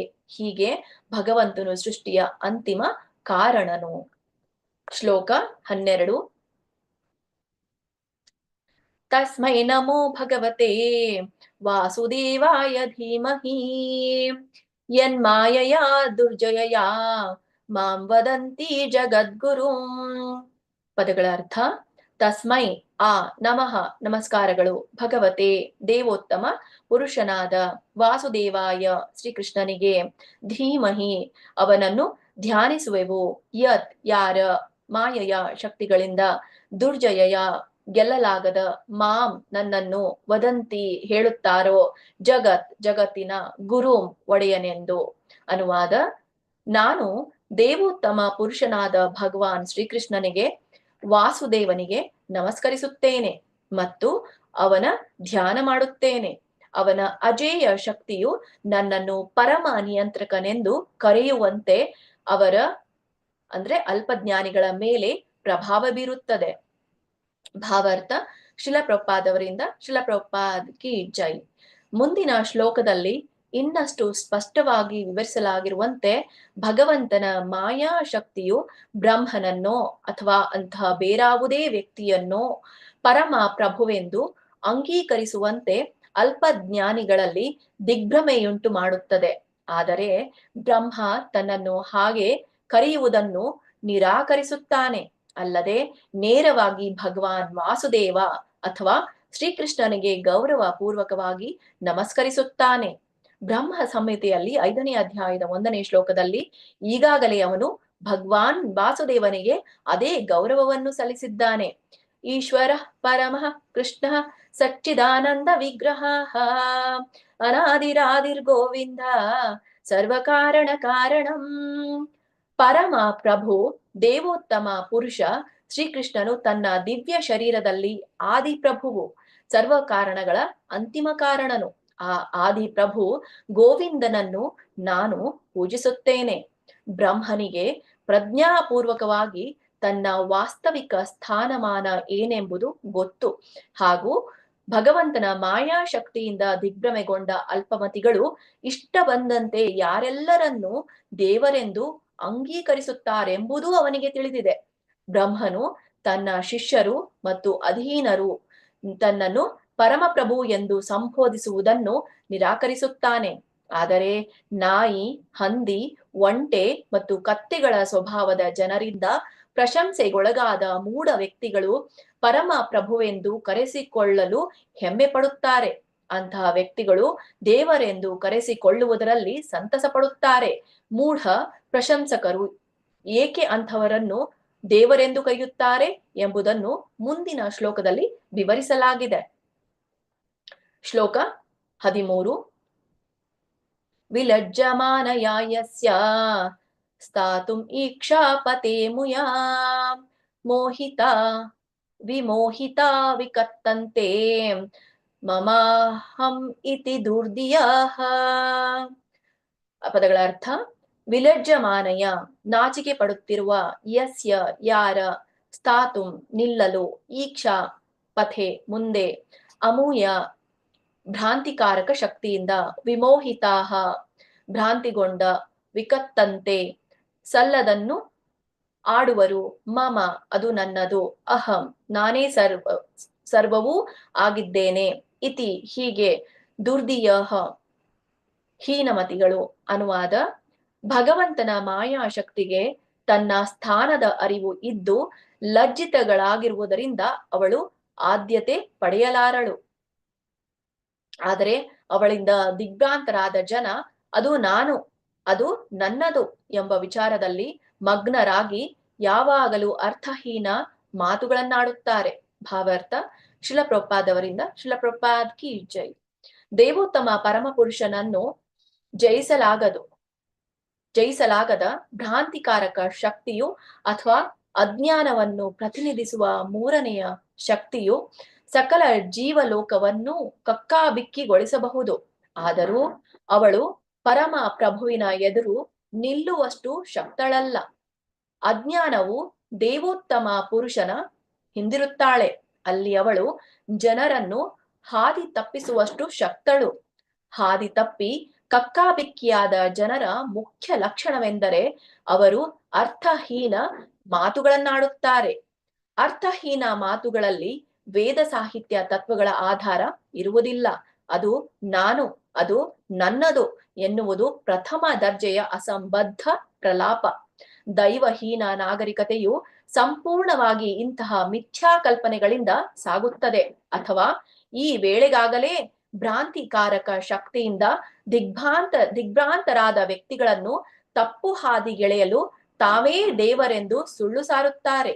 ಭಗವಂತನ ಸಮ್ಮುಖ ಇರುವವರು ಮತ್ತು ಯಾರು ಭಗವಂತನಿಗೆ ಶರಣಾಗತರಾಗಿರುತ್ತಾರೆಯೋ ಅಂತವರು ಭ್ರಾಂತಿಕಾರಕ ಶಕ್ತಿಯಿಂದ ಪ್ರಭಾವಿತರಾಗರು. ಅವರು ಅದು ನಾನು, ಅದು ನನ್ನದು ಎಂಬ ಮಿಥ್ಯಾ ಕಲ್ಪನೆಯಿಂದ ಮುಕ್ತರು. ಆದ್ದರಿಂದಲೇ ಅವರು ಸುಳ್ಳು ದೇವರನ್ನು ಅಂಗೀಕರಿಸುವುದಿಲ್ಲ ಅಥವಾ ತಾವು ಪರಮ ಪ್ರಭುವಿಗೆ ಸಮಾನರೆಂದು ಹೇಳಿಕೊಳ್ಳುವುದಿಲ್ಲ. ದಿಗ್ಭ್ರಾಂತ ವ್ಯಕ್ತಿಯನ್ನು ಹೇಗೆ ಗುರುತಿಸುವುದೆಂದು ಈ ಶ್ಲೋಕದಲ್ಲಿ ಸ್ಪಷ್ಟವಾಗಿ ತಿಳಿಸಲಾಗಿದೆ. ಹರೇ ಕೃಷ್ಣ. 1 ನಿಮಿಷ.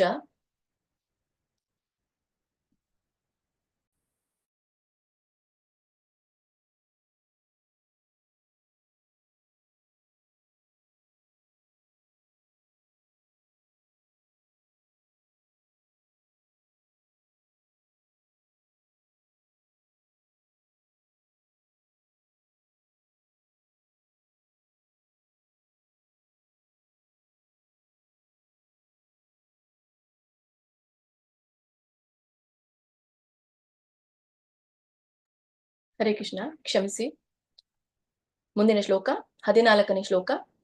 ದ್ರವ್ಯಂ ಕರ್ಮ ಚ ಕಾಲಶ್ಚ ಸ್ವಭಾವೋ ಜೀವ ಏವ ಚ ವಾಸುದೇವಾತ್ ಪರೋ ಬ್ರಹ್ಮನ್ ಚಾನ್ಯೋರ್ಥೋಸ್ತಿ ತತ್ವತಃ.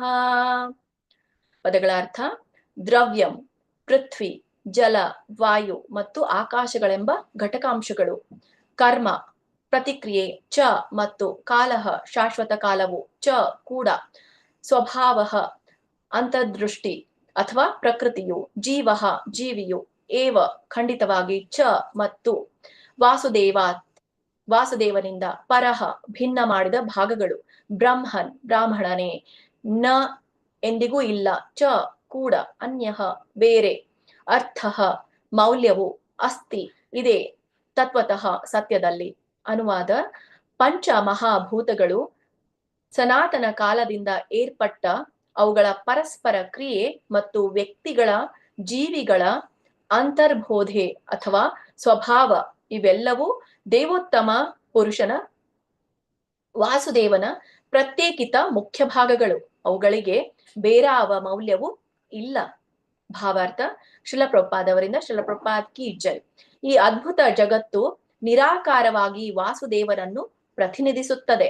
ಏಕೆಂದರೆ ಅದರ ಸೃಷ್ಟಿಯ ಮೂಲ ದ್ರವ್ಯಗಳು, ಅವುಗಳ ಪರಸ್ಪರ ಕ್ರಿಯೆ ಮತ್ತು ಪರಿಣಾಮದ ಫಲ ಭೋಗಿಸುವ ಜೀವಿ ಇವೆಲ್ಲವೂ ಭಗವಾನ್ ಶ್ರೀಕೃಷ್ಣನ ಬಹಿರಂಗ ಮತ್ತು ಅಂತರಂಗ ಶಕ್ತಿಗಳಿಂದ ಉತ್ಪಾದನೆಯಾದವುಗಳು. ಇದನ್ನು ಭಗವದ್ಗೀತೆಯ 7ನೇ ಅಧ್ಯಾಯದ 4 ಮತ್ತು 5ನೇ ಶ್ಲೋಕದಲ್ಲಿ ದೃಢಪಡಿಸಲಾಗಿದೆ. ಪಂಚ ಮಹಾಭೂತಗಳು ಅಂದರೆ ಪೃಥ್ವಿ, ಜಲ, ಅಗ್ನಿ, ವಾಯು ಮತ್ತು ಆಕಾಶ ಹಾಗೂ ಐಹಿಕ ವ್ಯಕ್ತಿತ್ವದ ಕಲ್ಪನೆ, ಬುದ್ಧಿ ಮತ್ತು ಮನಸ್ಸು ಭಗವಂತನ ಬಾಹ್ಯ ಶಕ್ತಿಯ ಉತ್ಪಾದನೆಗಳು. ಮೇಲೆ ಹೇಳಿದ ಶಾಶ್ವತ ಕಾಲದಿಂದ ನಿರ್ಮಿತವಾದ ಸ್ಥೂಲ ಮತ್ತು ಸೂಕ್ಷ್ಮ ದ್ರವ್ಯಗಳ ಪರಸ್ಪರ ಕ್ರಿಯೆಯನ್ನು ಭೋಗಿಸುವ ಜೀವಿಯು ಅಂತರಂಗ ಶಕ್ತಿಯಿಂದ ಬಂದವನು. ಇವನಿಗೆ ಐಹಿಕ ಪ್ರಪಂಚದಲ್ಲಿ ಅಥವಾ ಆಧ್ಯಾತ್ಮಿಕ ಪ್ರಪಂಚದಲ್ಲಿ ಇರುವ ಸ್ವಾತಂತ್ರ್ಯವಿದೆ. ಐಹಿಕ ಪ್ರಪಂಚದಲ್ಲಿ ಜೀವಿಯು ಭ್ರಾಂತಿಕಾರಕ ಅಜ್ಞಾನದಿಂದ ಪ್ರಲೋಭಿತನು. ಆದರೆ ಆಧ್ಯಾತ್ಮಿಕ ಪ್ರಪಂಚದಲ್ಲಿ ಅವನು ಯಾವುದೇ ಮಾಯೆಗೊಳಗಾಗದೆ ಸಹಜವಾದ ಆಧ್ಯಾತ್ಮಿಕ ಸ್ಥಿತಿಯಲ್ಲಿರುತ್ತಾನೆ. ಜೀವಿಯನ್ನು ಭಗವಂತನ ತಟಸ್ಥ ಶಕ್ತಿ ಎಂದು ಕರೆಯಲಾಗಿದೆ. ಆದರೆ ಎಲ್ಲ ಸಂದರ್ಭಗಳಲ್ಲೂ ಭೌತಿಕ ದ್ರವ್ಯಗಳಾಗಲಿ ಅಥವಾ ಆಧ್ಯಾತ್ಮಿಕ ಅವಿಭಾಜ್ಯ ಅಂಶಗಳಾಗಲಿ ದೇವೋತ್ತಮ ಪುರುಷ ವಾಸುದೇವನಿಂದ ಸ್ವತಂತ್ರರಲ್ಲ. ಏಕೆಂದರೆ ಬೆಂಕಿ ಮತ್ತು ಹೊಗೆ ಹೇಗೆ ಅಗ್ನಿಯ ಪ್ರದರ್ಶನಗಳಾಗಿವೆಯೋ ಹಾಗೆಯೇ ಭಗವಂತನ ಬಹಿರಂಗ, ಅಂತರಂಗ ಅಥವಾ ತಟಸ್ಥ ಶಕ್ತಿಗಳೂ ಸಹ ಅವನ ಪ್ರಭೆಯ ಪ್ರದರ್ಶನಗಳು ಮಾತ್ರ. ಬೆಳಕು, ಬೆಂಕಿ, ಹೊಗೆ ಇವು ಯಾವುವೂ ಅಗ್ನಿಯಿಂದ ಪ್ರತ್ಯೇಕವಾದವುಗಳಲ್ಲ. ಅವೆಲ್ಲವೂ ಒಟ್ಟಾಗಿ ಸೇರಿಯೇ ಅಗ್ನಿ ಎಂದು ಕರೆಯಲಾಗಿದೆ. ಅಂತೆಯೇ ಎಲ್ಲ ಅದ್ಭುತ ಅಭಿವ್ಯಕ್ತಿಗಳು ಹಾಗೂ ವಾಸುದೇವನ ಶರೀರದ ಪ್ರಭೆಗಳು ಅವನ ನಿರಾಕಾರ ಲಕ್ಷಣಗಳು. ಆದರೆ ಅವನು ಮೇಲೆ ಹೇಳಿದ ಭೌತಿಕ ದ್ರವ್ಯಗಳ ಸಕಲ ಕಲ್ಪನೆಗಳಿಗಿಂತ ಭಿನ್ನವಾಗಿದ್ದು ಸಚ್ಚಿದಾನಂದ ವಿಗ್ರಹ ಎಂದು ಕರೆಯಲಾಗುವ ತನ್ನ ದಿವ್ಯ ರೂಪದಲ್ಲಿ ಸದಾ ಇರುತ್ತಾನೆ. ಮುಂದಿನ ಶ್ಲೋಕ 15. ನಾರಾಯಣ ಪರ ವೇದ ದೇವಾ ನಾರಾಯಣಾಂಗಜಾಹ ನಾರಾಯಣ ಪರಾಲೋಕ ನಾರಾಯಣ ಪರಾಮಖಾಹ. ಪದಗಳ ಅರ್ಥ: ನಾರಾಯಣ ಪರಮ ಪ್ರಭುವಿನ ಪರಾಹ ಕಾರಣ ಮತ್ತು ಉದ್ದೇಶಕ್ಕಾಗಿ ಇವೆ.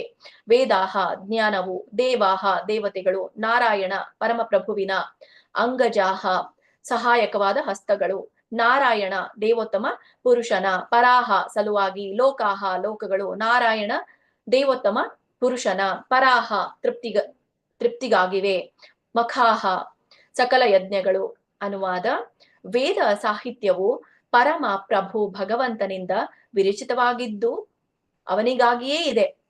ದೇವತೆಗಳು ಕೂಡ ಭಗವಂತನ ಶರೀರದ ಭಾಗಗಳಾಗಿ ಅವನಿಗೆ ಸೇವೆ ಸಲ್ಲಿಸಲು ಇದ್ದಾರೆ. ವಿವಿಧ ಗ್ರಹಗಳು ಭಗವಂತನ ಸಲುವಾಗಿಯೇ ಇವೆ.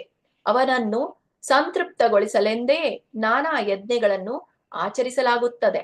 ಭಾವಾರ್ಥ: ಶ್ರೀಲ ಪ್ರಭುಪಾದವರಿಂದ ಶ್ರೀಲ ಪ್ರಭುಪಾದ್ ಕಿ ಜೈ. ವೇದಾಂತ ಸೂತ್ರಗಳ ಅಂದರೆ ಶಾಸ್ತ್ರ ಯೋನಿತ್ವಾತ್ ಪ್ರಕಾರ ಪರಮ ಪ್ರಭು ಭಗವಂತನು ಅಪೌರುಷೇಯ ಧರ್ಮ ಗ್ರಂಥಗಳ ಕರ್ತೃ ಮತ್ತು ಎಲ್ಲ ಅಪೌರುಷೇಯ ಧರ್ಮ ಗ್ರಂಥಗಳೂ ಪರಮ ಪ್ರಭು ಭಗವಂತನನ್ನು ಅರ್ಥಿಕೊಳ್ಳುವ ಸಲುವಾಗಿಯೇ ಇವೆ. ವೇದ ಎಂದರೆ ಭಗವಂತನ ಸನ್ನಿಧಿಗೆ ಕರೆಯೊಯ್ಯುವ ಜ್ಞಾನ. ಬದ್ಧಾತ್ಮರ ವಿಸ್ಮೃತ ಪ್ರಜ್ಞೆಯನ್ನು ಪುನರುಜ್ಜೀವನಗೊಳಿಸುವ ಸಲುವಾಗಿ ವೇದಗಳನ್ನು ರಚಿಸಲಾಗಿದೆ. ಹಾಗೂ ದೈವಿ ಪ್ರಜ್ಞೆಯನ್ನು ಪುನರುಜ್ಜೀವನಗೊಳಿಸುವ ಉದ್ದೇಶವಿರದ ಯಾವುದೇ ಸಾಹಿತ್ಯವನ್ನು ನಾರಾಯಣ ಪರ ಭಕ್ತರು ಕೂಡಲೇ ತಿರಸ್ಕರಿಸುತ್ತಾರೆ. ನಾರಾಯಣನನ್ನು ತಮ್ಮ ಧ್ಯೇಯವಾಗಿ ಹೊಂದಿರದ ಭ್ರಾಂತಿಕಾರಕ ಜ್ಞಾನ ಗ್ರಂಥಗಳು ಜ್ಞಾನವೇ ಅಲ್ಲ. ಅವು ಎಂಜಲು ಕಸ ತಿನ್ನುವುದರಲ್ಲಿ ಆಸಕ್ತವಾಗಿರುವ ಕಾಗೆಗಳ ಕ್ರೀಡಾಂಗಣವಷ್ಟೇ. ಜ್ಞಾನದ ಯಾವುದೇ ಗ್ರಂಥವಿರಲಿ, ಅದು ವಿಜ್ಞಾನವಾಗಿರಬಹುದು, ಕಲೆ ಆಗಿರಬಹುದು, ಅದು ನಾರಾಯಣ ಜ್ಞಾನಕ್ಕೆ ಕೊರೆದೊಯ್ಯಬೇಕು. ಇಲ್ಲವಾದಲ್ಲಿ ಅದನ್ನು ತಿರಸ್ಕರಿಸಬೇಕು. ಅದು ಜ್ಞಾನದ ಸಾಧನೆಯ ಮಾರ್ಗ. ಪರಮ ಪೂಜನೀಯ ದೈವವೆಂದರೆ ನಾರಾಯಣ. ದೇವತೆಗಳು ನಾರಾಯಣನಿಗೆ ಸಂಬಂಧಿಸಿದಂತೆ ಆನುಷಂಗಿಕ ಪೂಜೆಗೆ ಅರ್ಹರೆಂದು ಹೇಳಲಾಗಿದೆ. ಏಕೆಂದರೆ ಪ್ರಪಂಚದ ವ್ಯವಹಾರಗಳ ಆಡಳಿತ ನಿರ್ವಹಣೆಯಲ್ಲಿ ದೇವತೆಗಳು ಸಹಾಯಹಸ್ತರು. ಒಂದು ಸಾಮ್ರಾಜ್ಯದ ಅಧಿಕಾರಿಗಳನ್ನು ಮಹಾರಾಜನೊಂದಿಗೆ ಅವರ ಸಂಬಂಧದಿಂದಾಗಿ ಹೇಗೆ ಗೌರವಿಸಲಾಗುತ್ತದೋ ಹಾಗೆ ದೇವತೆಗಳನ್ನು ಭಗವಂತನೊಂದಿಗಿನ ಅವರ ಸಂಬಂಧದಿಂದಾಗಿ ಪೂಜಿಸಲಾಗುತ್ತದೆ. ವೃಕ್ಷದ ಬೇರುಗಳಿಗೆ ನೀರೆರೆಯದೆ ಅದರ ಕೊಂಬೆ ಎಲೆಗಳಿಗೆ ನೀರೆರೆಯುವುದು ಅನುಚಿತವಾಗುವಂತೆ ಭಗವಂತನೊಂದಿಗೆ ಸಂಬಂಧವಿಲ್ಲದೆ ದೇವತೆಗಳನ್ನು ಪೂಜಿಸುವುದು ಅನಧಿಕೃತ, ಅಂದರೆ ಅವಿಧಿಪೂರ್ವಕಂ. ಆದ್ದರಿಂದ ದೇವತೆಗಳೂ ನಾರಾಯಣನ ಅವಲಂಬಿಗಳು. ಲೋಕಗಳು ಅಥವಾ ವಿವಿಧ ಗ್ರಹಗಳು ಆಕರ್ಷಣೀಯ, ಏಕೆಂದರೆ ಅವುಗಳಲ್ಲಿ ಸಚ್ಚಿದಾನಂದ ವಿಗ್ರಹವನ್ನು ಆಂಶಿಕವಾಗಿ ಪ್ರತಿನಿಧಿಸುವ ವೈವಿಧ್ಯಮಯ ಜೀವನ ಮತ್ತು ಆನಂದ ಇರುತ್ತದೆ. ಪ್ರತಿಯೊಬ್ಬರಿಗೂ ಶಾಶ್ವತವಾದ ಆನಂದ ಮತ್ತು ಜ್ಞಾನಮಯ ಜೀವನ ಬೇಕು. ಐಹಿಕ ಪ್ರಪಂಚದಲ್ಲಿ ಅಂತಹ ಆನಂದ ಮತ್ತು ಜ್ಞಾನದ ಶಾಶ್ವತ ಜೀವನವನ್ನು ಊರ್ಧ್ವ ಲೋಕಗಳಲ್ಲಿ ಪ್ರಗತಿಶೀಲವಾಗಿ ಸಾಕ್ಷಾತ್ಕರಿಸಿಕೊಳ್ಳುವುದು ಸಾಧ್ಯ. ಆದರೆ ಅಲ್ಲಿಗೆ ತಲುಪಿದ ಮೇಲೆ ಭಗವದ್ಧಾಮಕ್ಕೆ ಮರಳುವ ಮಾರ್ಗದಲ್ಲಿ ಅವನು ಮತ್ತಷ್ಟು ಪ್ರಗತಿ ಸಾಧಿಸ ಬಯಸುತ್ತಾನೆ. ತಕ್ಕ ಪ್ರಮಾಣದ ಆನಂದ ಮತ್ತು ಜ್ಞಾನಗಳಿಗನುಗುಣವಾಗಿ ಆಯುಷ್ಯವು ಒಂದು ಲೋಕದಿಂದ ಮತ್ತೊಂದು ಲೋಕಕ್ಕೆ ಹೆಚ್ಚುತ್ತಾ ಹೋಗಬಹುದು. ವಿವಿಧ ಲೋಕಗಳಲ್ಲಿ ಯಾರೊಬ್ಬರೂ ಆಯುಷ್ಯವನ್ನು ಸಾವಿರಾರು ವರ್ಷಗಳಿಂದ ಲಕ್ಷೋಪಲಕ್ಷ ವರ್ಷಗಳವರೆಗೆ ಹೆಚ್ಚಿಸಿಕೊಳ್ಳಬಹುದು. ಆದರೆ ಅಲ್ಲೆಲ್ಲಿಯೂ ಶಾಶ್ವತ ಜೀವನವಿಲ್ಲ. ಆದರೆ ಅತ್ಯುನ್ನತ ಲೋಕ ಅಂದರೆ ಬ್ರಹ್ಮಲೋಕವನ್ನು ತಲುಪಬಲ್ಲವನು ಶಾಶ್ವತ ಜೀವನ ಇರುವ ಪರವ್ಯೋಮ ತಲುಪಲು ಆಶಿಸಬಹುದು. ಆದ್ದರಿಂದ ಒಂದು ಲೋಕದಿಂದ ಮತ್ತೊಂದು ಲೋಕಕ್ಕೆ ನಡೆಸುವ ಪ್ರಗತಿಶೀಲ ಪಯಣವು ಭಗವಂತನ ಪರಮ ಲೋಕ ಮದ್ದಾಮ್ ಶೃಂಗವನ್ನು ತಲುಪುವುದರಲ್ಲಿ ಕೊನೆಗೊಳ್ಳುತ್ತದೆ. ಅಲ್ಲಿ ಜೀವನ ಶಾಶ್ವತ ಮತ್ತು ಜ್ಞಾನಾನಂದಮಯ. ವಿವಿಧ ಬಗೆಯ ಯಜ್ಞಗಳನ್ನು ಭಗವಾನ್ ನಾರಾಯಣನನ್ನು ತಲುಪುವ ಉದ್ದೇಶದಿಂದ ಅವನನ್ನು ತೃಪ್ತಿಪಡಿಸಲು ಆಚರಿಸಲಾಗುತ್ತದೆ. ಈ ಕಲಿಯುಗದಲ್ಲಿ ಶಿಫಾರಸು ಮಾಡಲಾಗುವ ಅತ್ಯುತ್ತಮ ಯಜ್ಞ ಎಂದರೆ ಸಂಕೀರ್ತನ ಯಜ್ಞ. ಅದೇ ನಾರಾಯಣ ಪರ ಭಕ್ತರ ಭಕ್ತಿ ಸೇವೆಯ ಪ್ರಧಾನ ಯಜ್ಞ. ಮುಂದಿನ ಶ್ಲೋಕ 16. ನಾರಾಯಣ ಪರೋ ಯೋಗೋ ನಾರಾಯಣ ಪರಂ ತಪಃ ನಾರಾಯಣ ಪರಂ ಜ್ಞಾನಂ ನಾರಾಯಣ ಪರಾಗತಿ. ಪದಗಳ ಅರ್ಥ: ನಾರಾಯಣ ಪರಹ ನಾರಾಯಣನ್ನು ತಿಳಿಯಲಿಕ್ಕಾಗಿಯೇ ಇದೆ. ಯೋಗ ಮನಸ್ಸಿನ ಏಕಾಗ್ರತೆಯು. ನಾರಾಯಣ ಪರಂ ನಾರಾಯಣನನ್ನು ಹೊಂದುವ ಗುರಿಯುಳ್ಳದ್ದು. ತಪಃ ತಪಸ್ಸು. ನಾರಾಯಣ ಪರಂ ನಾರಾಯಣನ ದರ್ಶನ ಸಾಕ್ಷಾತ್ಕಾರಕ್ಕಾಗಿಯೇ ಇದೆ. ಜ್ಞಾನಂ ದಿವ್ಯ ಜ್ಞಾನದ ಸಂಸ್ಕೃತಿಯು. ನಾರಾಯಣ ಪರ ನಾರಾಯಣ ರಾಜ್ಯ ಪ್ರವೇಶದಿಂದ ಕೊನೆಗೊಳ್ಳುವುದು. ಗತಿಹಿ ಪ್ರಗತಿ ಪಥವು. ಅನುವಾದ: ವಿವಿಧ ಬಗೆಯ ಎಲ್ಲ ಧ್ಯಾನಗಳು ಅಥವಾ ಯೋಗ ಸಾಧನೆಗಳು ನಾರಾಯಣನ ಸಾಕ್ಷಾತ್ಕಾರದ ಮಾರ್ಗಗಳು. ಎಲ್ಲ ತಪಸ್ಸು ವ್ರತಗಳು ನಾರಾಯಣ ಸಾಧನೆಯ ಗುರಿ ಹೊಂದಿವೆ. ದಿವ್ಯ ಜ್ಞಾನ ಸಂಸ್ಕೃತಿಯ ಉದ್ದೇಶವು ನಾರಾಯಣನ ದರ್ಶನ ಪಡೆಯುವುದೇ ಆಗಿದೆ ಮತ್ತು ಅಂತಿಮವಾಗಿ ಮೋಕ್ಷ ಪಡೆಯುವುದು ಎಂದರೆ ನಾರಾಯಣನ ಧಾಮವನ್ನು ಪ್ರವೇಶಿಸುವುದೇ ಆಗಿದೆ. ಭಾವಾರ್ಥ: ಶ್ರೀಲ ಪ್ರಭುಪಾದವರಿಂದ ಶ್ರೀಲ ಪ್ರಭುಪಾದ್ ಕಿ ಜೈ. ಧ್ಯಾನದಲ್ಲಿ 2 ಯೋಗ ಪದ್ಧತಿಗಳಿವೆ. ಅವೆಂದರೆ ಅಷ್ಟಾಂಗ ಯೋಗ ಮತ್ತು ಸಾಂಖ್ಯ ಯೋಗ. ಧ್ಯಾನ, ಏಕಾಗ್ರತೆ, ಆಸನಗಳು, ಒಳಗಿನ ಪ್ರಾಣವಾಯುವಿನ ನಿಗ್ರಹಣ ಇತ್ಯಾದಿ ನಿಯಂತ್ರಣ ಪ್ರಕ್ರಿಯೆಗಳಿಂದ ಎಲ್ಲ ಕಾರ್ಯ ಚಟುವಟಿಕೆಗಳಿಂದ ಮುಕ್ತನಾಗಿ ಮನಸ್ಸನ್ನು ಕೇಂದ್ರೀಕರಿಸುವುದೇ ಅಷ್ಟಾಂಗ ಯೋಗ ಪದ್ಧತಿ. ನಶ್ವರವಾದವುಗಳಿಂದ ಸತ್ಯವನ್ನು ಬೇರ್ಪಡಿಸುವುದೇ ಸಾಂಖ್ಯ ಯೋಗದ ಉದ್ದೇಶ.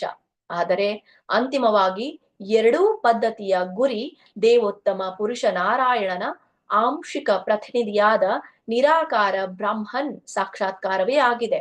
ಈ ಮೊದಲು ನಾವು ವಿವರಿಸಿದಂತೆ ನಿರಾಕಾರ ಬ್ರಹ್ಮನ ಜ್ಯೋತಿಯು ದೇವೋತ್ತಮ ಪುರುಷನ ಒಂದು ಭಾಗ ಮಾತ್ರ. ನಿರಾಕಾರ ಬ್ರಹ್ಮನ್ ದೇವೋತ್ತಮ ಪರಮ ಪುರುಷನ ವ್ಯಕ್ತಿತ್ವವನ್ನು ಅವಲಂಬಿಸಿದೆ. ಹೀಗಾಗಿ ಬ್ರಹ್ಮನ್ ದೇವೋತ್ತಮ ಪುರುಷನ ವೈಭವೀಕರಣ. ಇದನ್ನು ಭಗವದ್ಗೀತೆ ಮತ್ತು ಮತ್ಸ್ಯ ಪುರಾಣ 2ರಲ್ಲೂ ದೃಢಪಡಿಸಲಾಗಿದೆ. ಗತಿ ಎನ್ನುವುದು ಅಂತಿಮ ಗುರಿಯ ಪ್ರಸ್ತಾವ ಅಥವಾ ಮೋಕ್ಷದ ಕೊನೆಯ ಪದ. ನಿರಾಕಾರ ಬ್ರಹ್ಮ ಜ್ಯೋತಿಯಲ್ಲಿ ಐಕ್ಯ ಹೊಂದುವುದೇ ಅಂತಿಮ ಮೋಕ್ಷವಲ್ಲ. ಅದಕ್ಕಿಂತ ಶ್ರೇಷ್ಠವಾದದ್ದು ವೈಕುಂಠ ಲೋಕದ ಅಸಂಖ್ಯಾತ ಆಧ್ಯಾತ್ಮಿಕ ಧಾಮಗಳಲ್ಲೊಂದರಲ್ಲಿ ದೇವೋತ್ತಮ ಪರಮ ಪುರುಷನ ಮಹೋನ್ನತ ಸಂಘ ಹೊಂದುವುದಾಗಿದೆ. ಆದ್ದರಿಂದ ಕೊನೆಯ ಸಿದ್ಧಾಂತವೆಂದರೆ ಎಲ್ಲ ಬಗೆಯ ಯೋಗ ಪದ್ಧತಿಗಳ ಹಾಗೂ ಎಲ್ಲ ಬಗೆಯ ಮೋಕ್ಷಗಳ ಅಂತಿಮ ಗುರಿ ನಾರಾಯಣ ಅಥವಾ ದೇವೋತ್ತಮ ಪರಮ ಪುರುಷನು. ಮುಂದಿನ ಶ್ಲೋಕ 17. ತಸ್ಯಾಪಿ ದೃಷ್ಟುರಿಶ್ಯಸ್ಯ ಕೂಟಸ್ಥಸ್ಯಾಖಿಲಾತ್ಮನಃ ಸೃಜ್ಯಾಮ್ಯ ಸೃಜಾಮಿ ಸೃಷ್ಟೋ ಅಹಂ ಈಕ್ಷಯೈವಾಭಿಚೋದಿತಃ. ಪದಗಳ ಅರ್ಥ: ತಸ್ಯ ಅವನ, ಅಪಿ ನಿಶ್ಚಿತವಾಗಿ, ದ್ರಷ್ಟುಹು ಸಾಕ್ಷಿಯಾದ, ಈಶಸ್ಯ ನಿಯಂತ್ರಕನ, ಕೂಟಸ್ಥಸ್ಯ ಪ್ರತಿಯೊಬ್ಬನ ಬುದ್ಧಿಶಕ್ತಿಯ ಮೇಲಿರುವ, ಅಖಿಲ ಆತ್ಮನಃ ಪರಮಾತ್ಮನಾದ, ಸೃಜಂ ಸೃಜ್ಯಮ ಸೃಜ್ಯಂ ಸೃಷ್ಟಿಯನ್ನು, ಸೃಜಾಮಿ ಅನ್ವೇಷಿಸುತ್ತೇನೆ, ಸೃಷ್ಟಃ ಸೃಷ್ಟಿಯಾದವನು, ಅಹಂ ನಾನು, ಈಕ್ಷೆಯ ನೋಟದಿಂದ, ಏವ ಸರಿಯಾಗಿ, ಅಭಿಚೋದಿತಃ ಅವನಿಂದ ಪ್ರೇರಿಸಲ್ಪಟ್ಟವನಾಗಿ. ಅನುವಾದ: ಅವನಿಂದ ಸ್ಫೂರ್ತಿ ಪಡೆದು ಸರ್ವವ್ಯಾಪಕ ಪರಮಾತ್ಮನಾಗಿ ತನ್ನ ಕಾಣ್ಕೆಯಿದ್ದ ಅವನು ಅಂದ್ರೆ ನಾರಾಯಣ ಈಗಾಗಲೇ ಸೃಷ್ಟಿಸಿದ್ದೆಲ್ಲವನ್ನೂ ನಾನು ಕಂಡುಹಿಡಿಯುತ್ತೇನೆ ಮತ್ತು ನಾನು ಕೂಡ ಅವನಿಂದಲೇ ಸೃಷ್ಟಿಯಾದವನು. ಭಾವಾರ್ಥ: ಶ್ರೀಲ ಪ್ರಭುಪಾದವರಿಂದ. ಶ್ರೀಲ ಪ್ರಭುಪಾದ್ ಕಿ ಜೈ. ಬ್ರಹ್ಮಾಂಡದ ಸೃಷ್ಟಿಕರ್ತನಾದ ಬ್ರಹ್ಮ ಕೂಡ ತಾನು ವಾಸ್ತವಿಕ ಸೃಷ್ಟಿಕರ್ತನಲ್ಲ ಎಂಬುದನ್ನು ಒಪ್ಪಿಕೊಳ್ಳುತ್ತಾನೆ. ಭಗವಾನ್ ನಾರಾಯಣನಿಂದ ಸ್ಫೂರ್ತಿ ಪಡೆದು ಸಕಲ ಜೀವಿಗಳ ಪರಮಾತ್ಮನಾದ ಅವನಿಂದ ಆಗಲೇ ಸೃಷ್ಟಿಗೊಂಡ ಸಕಲವನ್ನು ಅವನ ಮೇಲ್ವಿಚಾರಣೆಯಲ್ಲಿ ತಾನು ಸೃಷ್ಟಿ ಮಾಡುವುದಾಗಿ ಹೇಳುತ್ತಾನೆ. ಬ್ರಹ್ಮಾಂಡದ ಪರಮಾಧಿಕಾರಿಗಳು ಕೂಡ ಆತ್ಮನ ಎರಡು ಸ್ವರೂಪಗಳಾದ ಪರಮಾತ್ಮ ಮತ್ತು ಜೀವಾತ್ಮಗಳು ಜೀವಿಗಳಲ್ಲಿರುವುದನ್ನು ಒಪ್ಪಿಕೊಂಡಿದ್ದಾರೆ. ಪರಮಾತ್ಮನು ಪರಮಪ್ರಭು, ದೇವೋತ್ತಮ ಪುರುಷ, ಜೀವಾತ್ಮನು ಭಗವಂತನ ನಿತ್ಯ ನಿರಂತರ ಸೇವಕ. ಭಗವಂತನು ತನ್ನಿಂದ ಈಗಾಗಲೇ ಸೃಷ್ಟಿಗೊಂಡಿದ್ದನ್ನು ಸೃಷ್ಟಿಸುವಂತೆ ಜೀವಾತ್ಮನಿಗೆ ಪ್ರೋತ್ಸಾಹ ನೀಡುತ್ತಾನೆ. ಭಗವಂತನ ಸದಿಚ್ಛೆಯಿಂದ ಜಗತ್ತಿನಲ್ಲಿ ಏನಾದರೂ ಕಂಡುಹಿಡಿದವನನ್ನು ಸಂಶೋಧಕನೆಂದು ಕರೆಯಲಾಗುತ್ತದೆ. ಕೊಲಂಬಸ್ ಪಶ್ಚಿಮಾರ್ಧಗೋಳವನ್ನು ಕಂಡುಹಿಡಿದವನೆಂದು ಹೇಳಲಾಗುತ್ತದೆ. ಆದರೆ ವಾಸ್ತವವಾಗಿ ಆ ಭೂಭಾಗವು ಕೊಲಂಬಸ್ನಿಂದ ಸೃಷ್ಟಿಯಾದುದಲ್ಲ. ಆ ವಿಶಾಲ ಭೂಭಾಗವು ಪರಮ ಪ್ರಭು ಭಗವಂತನ ಸರ್ವಶಕ್ತಿಯಿಂದ ಮೊದಲೇ ಅಲ್ಲಿತ್ತು. ಕೊಲಂಬಸ್ ತನ್ನ ಪೂರ್ವ ಜನ್ಮದ ಭಗವಂತನ ಸೇವೆಯ ಫಲವಾಗಿ ಅಮೆರಿಕವನ್ನು ಕಂಡುಹಿಡಿದ ಕೀರ್ತಿಗೆ ಪಾತ್ರನಾದನು. ಅಂತೆಯೇ ಭಗವಂತನ ಅಪ್ಪಣೆ ಇಲ್ಲದೆ ಯಾರೊಬ್ಬರಿಂದಲೂ ಏನೊಂದನ್ನು ಸೃಷ್ಟಿಸಲಾಗದು. ಏಕೆಂದರೆ ಪ್ರತಿಯೊಬ್ಬರೂ ತಮ್ಮ ಯೋಗ್ಯತಾನುಸಾರ ಕಾಣುತ್ತಾರೆ. ಈ ಯೋಗ್ಯತೆ ಕೂಡ ಪ್ರತಿಯೊಬ್ಬರೂ ಭಗವಂತನಿಗೆ ಸಲ್ಲಿಸುವ ಸೇವೆಯ ಇಚ್ಛೆಗೆ ಅನುಸಾರವಾಗಿ ಭಗವಂತನಿಂದಲೇ ಪ್ರಾಪ್ತವಾಗುತ್ತದೆ. ಆದ್ದರಿಂದ ಯಾರೊಬ್ಬರೂ ಸ್ವಯಂ ಪ್ರೇರಣೆಯಿಂದ ಭಗವಂತನಿಗೆ ಸೇವೆ ಸಲ್ಲಿಸಲು ಸಿದ್ಧರಾಗಿರಬೇಕು ಮತ್ತು ಭಗವಂತನು ತನ್ನ ಪಾದ ಪದ್ಮಗಳಿಗೆ ಶರಣಾಗತಿಯ ಪ್ರಮಾಣಕ್ಕನುಗುಣವಾಗಿ ಕರ್ತೃವಿಗೆ ಶಕ್ತಿ ನೀಡುತ್ತಾನೆ. ಬ್ರಹ್ಮದೇವರು ಭಗವಂತನ ಮಹಾನ್ ಭಕ್ತರು. ಆದ್ದರಿಂದಲೇ ಅವರು ನಮ್ಮ ಕಣ್ಣ ಮುಂದಿನ ಇಂತಹ ಬ್ರಹ್ಮಾಂಡದ ಸೃಷ್ಟಿಗೆ ಭಗವಂತನಿಂದ ಶಕ್ತಿ ಅಥವಾ ಪ್ರೋತ್ಸಾಹ ಪಡೆದರು. ಭಗವಂತನು ಕುರುಕ್ಷೇತ್ರ ಯುದ್ಧ ಭೂಮಿಯಲ್ಲಿ ಅರ್ಜುನನಿಗೆ ಹೋರಾಟ ಮಾಡುವಂತೆ ಹೀಗೆ ಹುರಿದುಂಬಿಸಿದನು. ತಸ್ಮಾತ್ ತ್ವಮುತ್ತಿಷ್ಠ ಶೋಲಭಸ್ವ ಜಿತ್ವಾ ಶತ್ರುಣಾ ಭುಂಕ್ಷ ರಾಜ್ಯಂ ಸಮೃದ್ಧಂ ಮಯೇನ್ನೈತೆ ನಿಹತಾ ಪೂರ್ವಮೇವ ನಿಮಿತ್ತ ಮಾತ್ರಂ ಭವ ಸವ್ಯಸಾಚನ್. ಇದು ಭಗವದ್ಗೀತೆಯ 11ನೇ ಅಧ್ಯಾಯದ 33ನೇ ಶ್ಲೋಕದಲ್ಲಿದೆ. ಕುರುಕ್ಷೇತ್ರ ಯುದ್ಧವೇ ಆಗಲಿ ಅಥವಾ ಬೇರೆ ಸ್ಥಳದಲ್ಲಿ ಬೇರೆ ಸಮಯದಲ್ಲಿ ನಡೆಯುವ ಬೇರಾವ ಯುದ್ಧವೇ ಆಗಲಿ ಭಗವದ್ದಿಚ್ಛೆಯಿಂದಲೇ ನಡೆಯುತ್ತದೆ. ಏಕೆಂದರೆ ಭಗವಂತನ ಅಪ್ಪಣೆ ಇಲ್ಲದೆ ಯಾರಿಂದಲೂ ಅಂತಹ ಸಮೂಹ ಸರ್ವನಾಶ ಸಾಧ್ಯವಿಲ್ಲ. ದುರ್ಯೋಧನನ ಪಕ್ಷವು ಕೃಷ್ಣನ ಮಹಾನ್ ಭಕ್ತಳಾದ ದ್ರೌಪದಿಯನ್ನು ಅವಮಾನಗೊಳಿಸಿತು. ಅವಳು ಭಗವಾನ್ ಶ್ರೀಕೃಷ್ಣನಿಗೆ ಹಾಗೂ ಈ ಅನಪೇಕ್ಷಿತ ಅಪಮಾನದ ಮೂಕ ಪ್ರೇಕ್ಷಕರಿಗೆ ಅಂಗಲಾಚಿ ಬೇಡಿಕೊಂಡಳು. ಆಗ ಭಗವಂತನು ಅರ್ಜುನನಿಗೆ ಯುದ್ಧ ಮಾಡಿ ಕೀರ್ತಿವಂತನಾಗುವಂತೆ ಸಲಹೆ ಮಾಡಿದನು. ಇಲ್ಲದಿದ್ದರೂ ಭಗವದ್ದಿಚ್ಛೆಯಿಂದ ಹೇಗಾದರೂ ದುರ್ಯೋಧನನ ಪಕ್ಷದ ವಧೆಯಾಗುತ್ತಿತ್ತು. ಹೀಗಾಗಿ ಕೇವಲ ಒಬ್ಬ ನಿಯೋಗಿಯಾಗಿ ಭೀಷ್ಮ ಕರ್ಣರಂತಹ ಮಹಾಸೇನಾನಿಗಳ ವಧೆಯ ಕೀರ್ತಿಗೆ ಪಾತ್ರನಾಗುವಂತೆ ಅರ್ಜುನನಿಗೆ ಸಲಹೆ ಮಾಡಲಾಯಿತು. ಕಠೋಪನಿಷತ್ತಿನಂತಹ ವೇದ ಸಾಹಿತ್ಯದಲ್ಲಿ ಭಗವಂತನನ್ನು ಸರ್ವಭೂತ ಅಂತರಾತ್ಮ ಅಥವಾ ಪ್ರತಿಯೊಬ್ಬನ ದೇಹದಲ್ಲಿ ವಾಸಿಸುವ ಮತ್ತು ತನಗೆ ಶರಣಾಗತನಾದ ಜೀವಾತ್ಮನಿಗೆ ಸಕಲ ನಿರ್ದೇಶನ ನೀಡುವ ದೇವೋತ್ತಮ ಪುರುಷನೆಂದು ವರ್ಣಿಸಲಾಗಿದೆ. ಶರಣಾಗತರಾಗದ ಆತ್ಮರನ್ನು ಐಹಿಕ ಪ್ರಕೃತಿಯ ಅಧೀನಕ್ಕೆ ಒಪ್ಪಿಸಲಾಗುತ್ತದೆ. ಅಂದರೆ ಭ್ರಾಮಯಾನ್ ಸರ್ವಭೂತಾನಿ ಯಂತ್ರಾರೂಢಾನಿ ಮಾಯೆಯ. ಆದ್ದರಿಂದ ಅವರಿಗೆ ತಮ್ಮ ಇಚ್ಛಾನುಸಾರ ಕೆಲಸ ಮಾಡಲು ಮತ್ತು ಪರಿಣಾಮಗಳನ್ನು ಅನುಭವಿಸಲು ಅವಕಾಶ ನೀಡಲಾಗುತ್ತದೆ. ಆದರೆ ಬ್ರಹ್ಮ ಮತ್ತು ಅರ್ಜುನನಂತಹ ಭಕ್ತರು ತಮ್ಮ ಸಲುವಾಗಿಯೇ ಏನನ್ನೂ ಮಾಡುವುದಿಲ್ಲ. ಅವರು ಸಂಪೂರ್ಣ ಶರಣಾಗತ ಆತ್ಮರಾಗಿ ಭಗವಂತನ ಇಂಗಿತಗಳಿಗೆ ಕಾಯುತ್ತಾರೆ. ಆದ್ದರಿಂದಲೇ ಅವರು ಶ್ರೀ ಸಾಮಾನ್ಯರ ದೃಷ್ಟಿಯಲ್ಲಿ ಬಲು ಅದ್ಭುತವೆನಿಸುವಂತಹ ಏನನ್ನಾದರೂ ಮಾಡಲು ಪ್ರಯತ್ನಿಸುತ್ತಾರೆ. ಉರುಕ್ರಮ ಎನ್ನುವುದು ಭಗವಂತನ ನಾಮಗಳಲ್ಲಿ ಒಂದು ಎಂದರೆ ಅವನ ಕಾರ್ಯಗಳು ಬಲು ವಿಸ್ಮಯಕಾರಿ ಮತ್ತು ಜೀವಿಗೆ ಊಹಾತೀತವಾದದ್ದು. ಆದ್ದರಿಂದ ಭಗವಂತನ ನಿರ್ದೇಶನದಿಂದಾಗಿ ಅವನ ಭಕ್ತರ ಕಾರ್ಯಾಚರಣೆಗಳು ಕೆಲವೊಮ್ಮೆ ಅತ್ಯಂತ ವಿಸ್ಮಯಪೂರ್ಣವಾಗಿ ತೋರುತ್ತವೆ. ಬ್ರಹ್ಮಾಂಡ ಮಹಾನ್ ಮೇಧಾವಿಯಾದ ಬ್ರಹ್ಮನಿಂದ ಹಿಡಿದು ಒಂದು ಸಣ್ಣ ಇರುವೆಯವರೆಗೆ ಪ್ರತಿ ಜೀವಿಯ ಬುದ್ಧಿಯನ್ನು ಎಲ್ಲ ಕರ್ಮಗಳ ಸಾಕ್ಷಿಯಾಗಿ ಭಗವಂತನು ತನ್ನ ದಿವ್ಯ ಸ್ಥಾನದಿಂದ ಗಮಿಸುತ್ತಾನೆ. ಚಿಂತನೆ, ಭಾವನೆ ಮತ್ತು ಇಚ್ಛೆಗಳ ಅಭೌತ ಪರಿಣಾಮಗಳನ್ನು ಅಧ್ಯಯನ ಮಾಡುವ ಬುದ್ಧಿವಂತನು ಭಗವಂತನ ಸೂಕ್ಷ್ಮ ಸಾನ್ನಿಧ್ಯವನ್ನು ಅನುಭವಿಸಬಲ್ಲನು.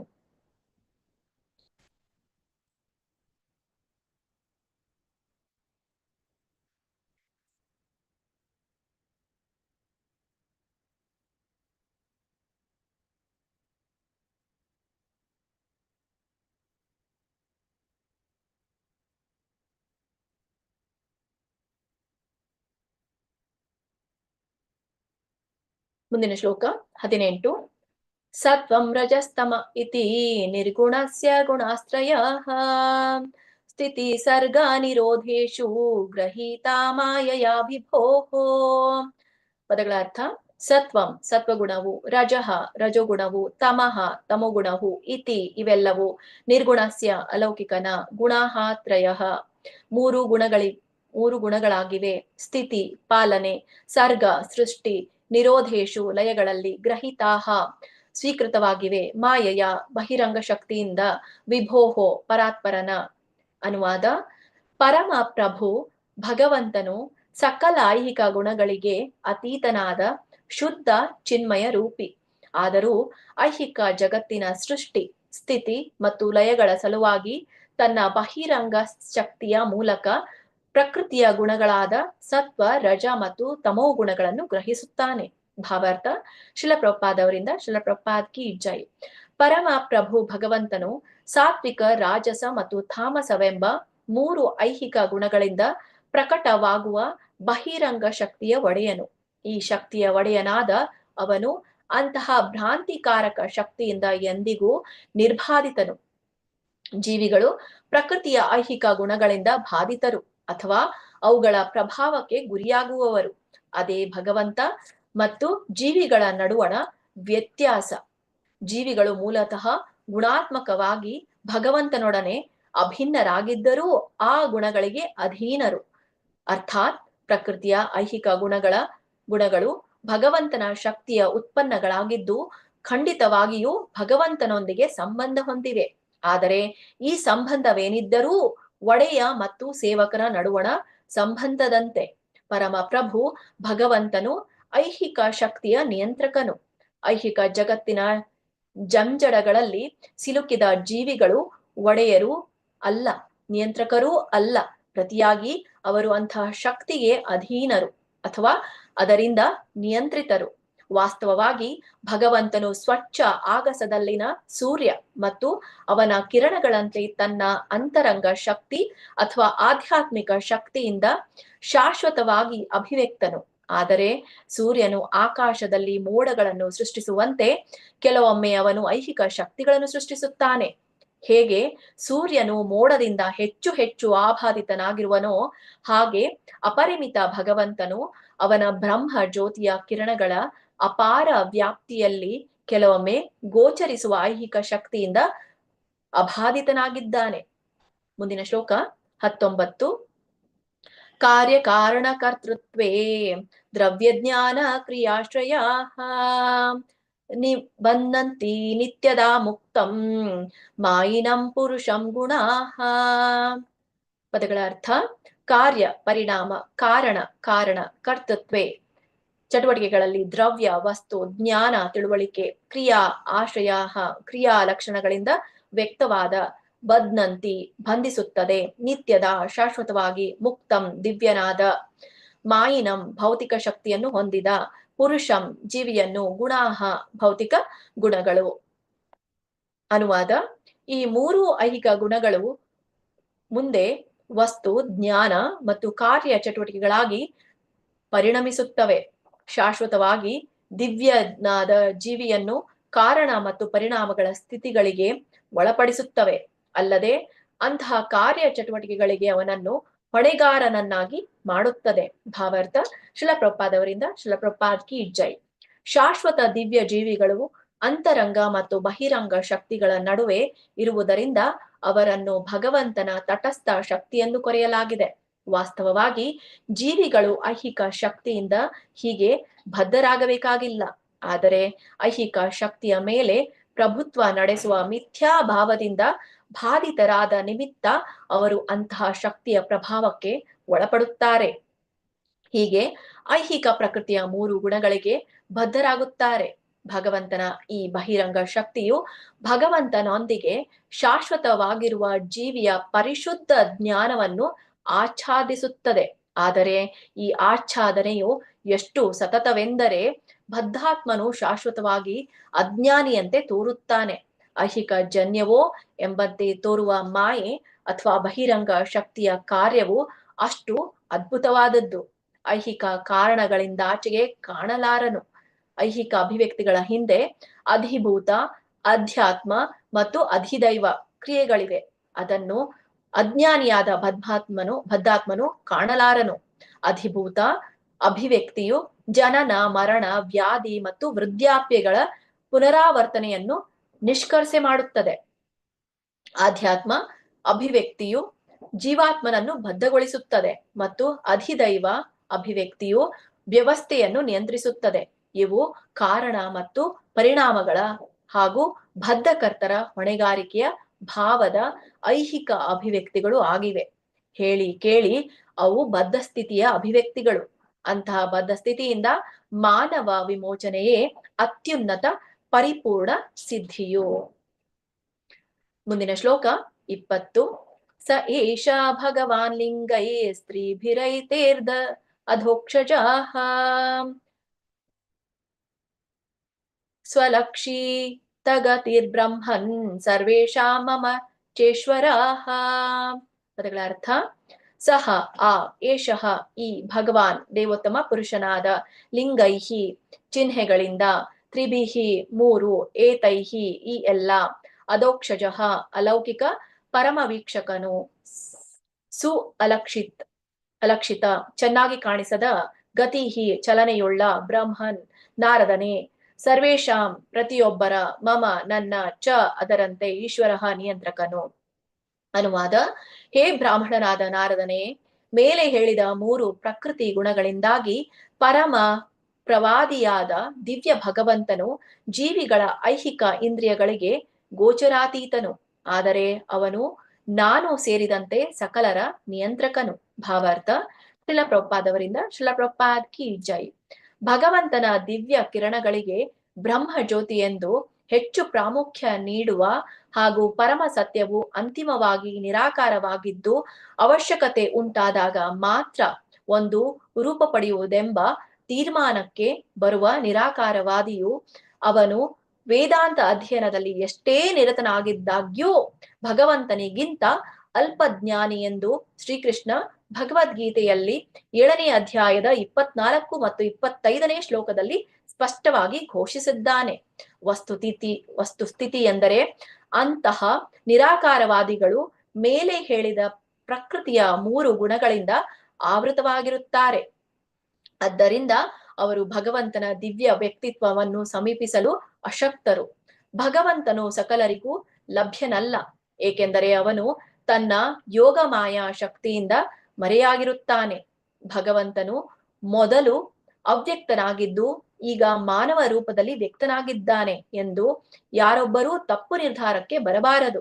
ದೇವೋತ್ತಮ ಪರಮ ಪುರುಷನ ನಿರಾಕಾರದ ಈ ತಪ್ಪು ಕಲ್ಪನೆಗೆ ಭಗವಂತನ ಯೋಗ ಮಾಯೆಯ ತೆರೆಯೇ ಕಾರಣ.